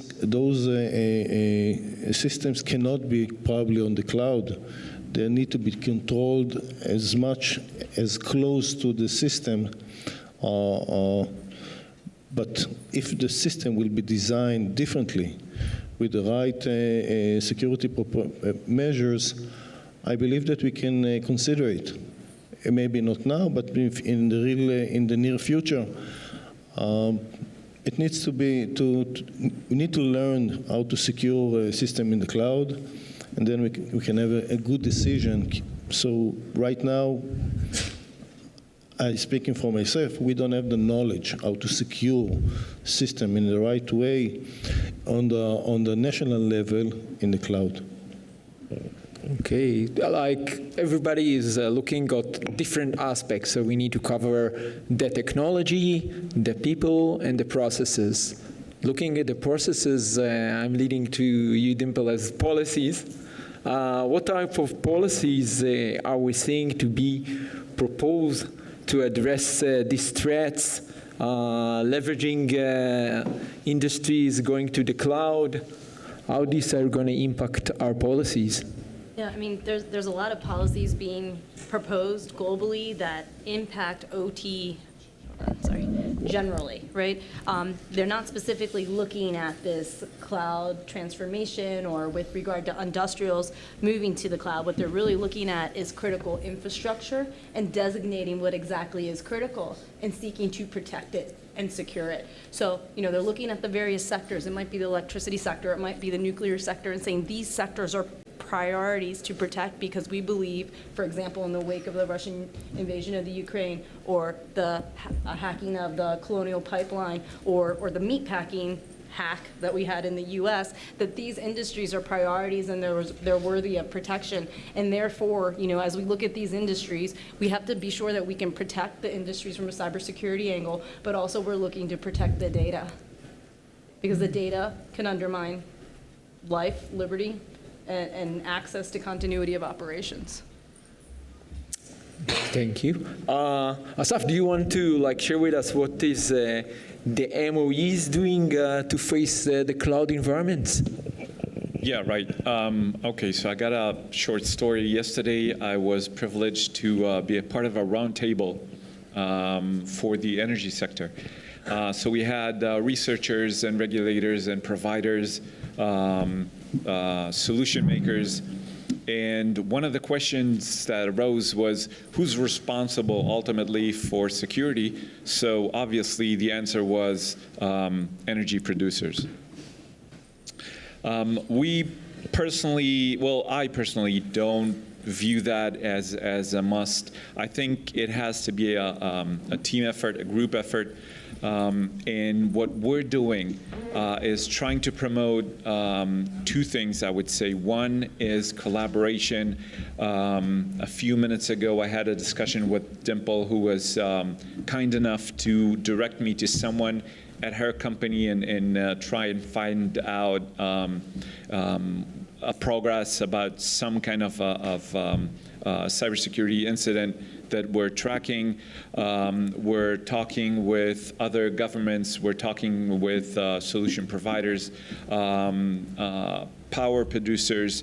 We will talk with anyone we can to get more information, more collaboration to get that cybersecurity up and running. And another thing that we're trying to do is, as regulators, we're trying to look into the future, 5-10 years maybe. Mr. Gabi Portnoy, head of the INCD, said yesterday, I think, that if you're not in the cloud, and he talked about OT, okay? So he said if you're not in the cloud in 5 years, you're irrelevant. And I try to take that to heart and see how can we try and foresee either risk or cybersecurity challenges, and try and change the rhetoric, because right now our tools in governance are, I would say, decades old. So we need to develop new rhetoric, new tools for governance. Thank you. Daniel, maybe you can, Dimple, you want to add something? I just wanted to respond because I thought that was an interesting point. When you guys came out with your conversation, they indicated that, the producers are responsible for security. That's very interesting because in the U.S. generally the customers are. And you heard Ann Duncan at the beginning from DOE. That's also another major legislative proposal that's being addressed right now. It's called Secure by Design, Secure by Default. I know we always have buzzwords, and there'll be a new buzzword next year, right? But it is the focus really is about shifting the burden and creating a cybersecurity ecosystem and having different individuals responsible for cybersecurity at different points in the process. And Secure by Design focuses more on the manufacturers, but it wouldn't be the manufacturers necessarily with the sole obligation. Yeah, just want to throw another buzzword here, like shared responsibility. When you're coming to the cloud, everybody knows it. Responsibility is shared between the one that is connecting, the cloud provider. But the main thing to take from this session was, okay, think before, analyze the risks, do whatever you need to do before you are moving on. And this is kind of a general statement, but I think it's effective on this kind of transition. I would like to ask Dato, talking about the future. Could services be connected to the operational environment? Everybody like Dimple talked about data, but sure, those are safety system. Somebody on the former panel say, safety first. How do you see it? Pros, cons? I will refer to the security of the plant. Few things to add. We entered lately cyber engineer in each plant. This is a new role. And why we think it's very important, and I share with you, because the cyber engineer in the plant, it changed the atmosphere and it changed the ecosystem of cybersecurity in the plant. We have one of them that is in this room. And I think that I will advise you to go forward in each one that in the industry to go forward to this change, that every plant should have cyber engineer in the plant that is responsible to pushing and giving the solution for the cyber problems together with of course, with the CISO team, and that's one thing. Secondly is we have to act. We do not have just to speak of what we should do, but we have to act. In order to act, we have to use the industry to go forward to the next generation and go to, because at the end of it, we cannot stay with separation of network just by themselves. We will have to go to a kind of solution that will enable us to deal with cybersecurity on the OT in a way that it will be safe, but at the same time working in a very safe way. And think of in the IT. In the IT, it's very common that you have a lot of services in the cloud. But in the OT, we do not have. So we don't have to mimic and to duplicate from the IT to the OT. We have to give solutions that are applicable, that are good, that are suitable for the OT. And by doing this suitable solution, you can go to the next generation. You can go to future activities. But the most important is go forward with a good strategic in order to make it happen. If you will stay as a CISO in a very mode that you are waiting for others to push you, you are not doing what you're supposed to do. You have to be enabler of the safety of the plant and the safety of the employees and to the business that will be running, that will be effective and productive. And at least in my role, as I see it, I try to initiate. I try to, and also Igal was part of the team that helped me to initiate in order to go forward to have a solution, to test solution. EDR, for example, EDR in the OT. It can be, we cannot do it. It is effective, it's not effective. We are doing a POC in order to test the effectiveness of kind of EDR in the OT. Because why? Because we are speaking about connectivity between the cloud and the PLC. So we have to add measurement of security. We cannot stay in what we have today, separation of network and monitoring.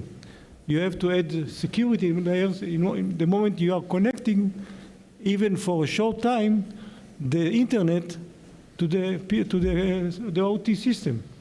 So you have to come with solution from EDR, for example, and other system that can support you. Let's take, for example, a new vision that we are looking at. We are now putting on drone systems. Why? Because the plant is huge. We want to use the drone with cybersecurity system on them to evaluate and to test and to measure things that we could not do it on other situation, because otherwise we have to put a lot of systems in all over the plant. So using drones, using future activities, using initiatives, using the industry, this is the way to go forward to the next generation of protecting OT. And the most important, be creative and dare. If you dare, you succeed. If you do not dare, you damage the business of your, and your responsibility. Thank you. Shaul, talking about the communication, maybe you can shed light on this. Would you think that connection of the controllers to the cloud would stay, with the native communication protocols as they use today, or do you recommend go to some kind of a gateway? I would like to suggest the gateway running on the drone, the data set, but yeah. How do you think about this communication architecture? I think this is one of the most important questions when we are talking about how to do it. And by the way, I don't know if you know it or not, but you're using our system also with your customers, so we are partners in this. But I would like also to refer to something that has been said and to emphasize that don't forget that our clients are the users of the system. And we have to find the ways to make them use the system easy, secured, and in the way that they can give better service to their customers. So this is the way I'm looking at this. Regarding communication, for some time it was considered that to connect a controller, a PLC to the internet, to put a router and to connect it to the internet, it's cloud. Well, it's not cloud. It's connecting something to the internet in the most improper way, I would say, and most of the attack, and you are right, most of the attack were not to computer, to control centers or whatever, but they were to PLCs that were connected to the internet in some, with some routers or whatever. Speaking about communication, I think that traditional industrial communication, and don't forget I'm coming also from this part in my history, traditional industrial communication are not meant to be transferred over the internet and over cellular networks and to be well prepared and received in the cloud. And that's why our philosophy is for the direction that you have to put a gateway, not a bridge, by the way, something that I'm not sure that also OT and IT people understand the same, the wording bridge and gateway. because I think for IT bridge is something that you connect from the switch to the connection or whatever, but in the communication, industrial communication, bridge meaning that you use the same protocol in both sides, but in physical layer, in different physical layer, and gateway means that you use one protocol in one end and another protocol in the other way. And I think that's the way to do it. You work with the PLC in its native protocol, but you have to go to the internet and go to the cloud in totally different protocol. It can be an HTTP or MCP protocol that is over the HTTP. It can be OPC UA. It can be even MQTT in some ways.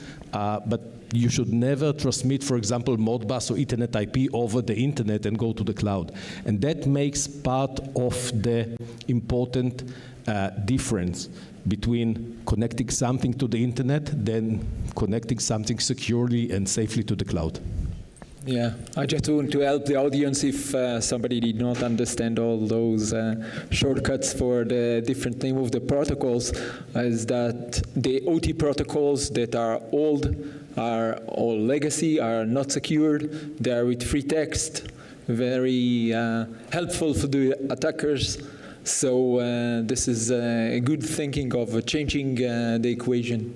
Thank you, Shaul. Any time for questions? In a minute, I will let the last here, and we'll open it to the crowd. Amir, I'm going to ask you, I'm bringing into the table another challenge from the ICS OT world, which is legacy. Everybody knows that something is working, do not touch. We have service like 20 years, 10, 20 years. It depends on the different sector. So my question is, what is the approach we need to do with the legacy environments now as we're working to the digitization and moving forward? Well, we are, doing digital transition right now with every work that we all do, and there is no question. Exactly like Deto said, we will see in the very near future CISOs, early birds, visionary CISOs like Deto, that decided, to do much more, and they will take, POCs and POVs and try to see what works and what doesn't. So, more than 90% of the install base worldwide is legacy systems. We are speaking about brownfield, and we have very, very good solution either to greenfields or brownfields. You just, we can use, the advantages of the OT. The advantages of the OT are, for example, the most important area, the most critical areas are the process.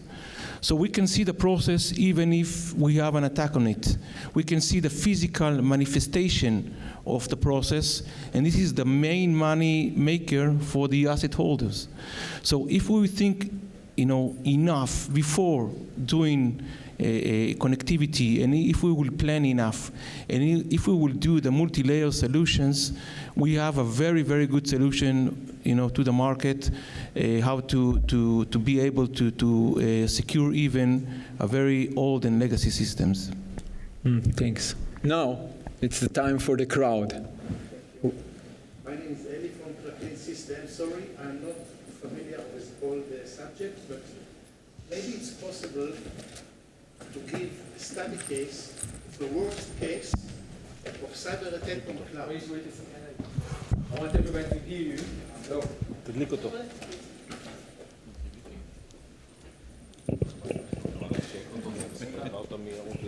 I'm not used to it. Maybe it's possible. My name is Eli from Praklin System. We are working with critical infrastructures in Israel, with Israeli Railway, Israeli Airport, Israel Electrical Company. We are supplying time system. My question is, I heard a lot about the cloud and about critical infrastructures. Maybe it's possible that someone will give a study case of a worst case of attacking cloud.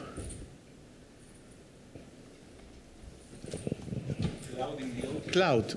Cloud in general? In general. I would like to refer. In general. I would like to refer to one scenario, study case. Scenario, think of it that you are doing AI that means a better production, let's say a better safety or better energy in one of the systems in the OT. And the information goes to the cloud, and in the cloud it makes ML or AI and go back to the PLC through the cybersecurity system that we are building. Think of it as a scenario, somebody is waiting in the cloud and taking what was supposed to be ready and changed and bring it back to you in a way that it's bring the temperature up in a very high level what is supposed to be. So what you have, of course that you have precaution what to do, but if you do not plan it in good enough, and because what we have always to remember that the bad guys are criminal, that means it's organized crime. We do not speak about hackers that are doing things, small hackers. We speak about organized crime that want to encrypt you or to damage you in a way that you will pay back a lot of millions in order to bring back the capacity of production. This is the threat that you should look. That means encryption of plans. This is a scenario that you have to take in your mind. What is the way that if you can resist encryption or stop of production in the plant, then you are safe. This is what you have to take into consideration. This is the worst security scenario: stop of production or encryption of the OT system. Thank you. I want to conclude the panel, so if you have last comments or to share. Thank you. Okay. So I want to thank everybody that participated on this panel: Dimple, Dato, Asaf, Aviram, Amir, and Shao. Thank you so much. And thank you, of course, for staying for the last moment. Hope you took a bunch of knowledge here and gained. Thank you so much. And we'd like to thank Chaim for doing this session. Thank you, Chaim.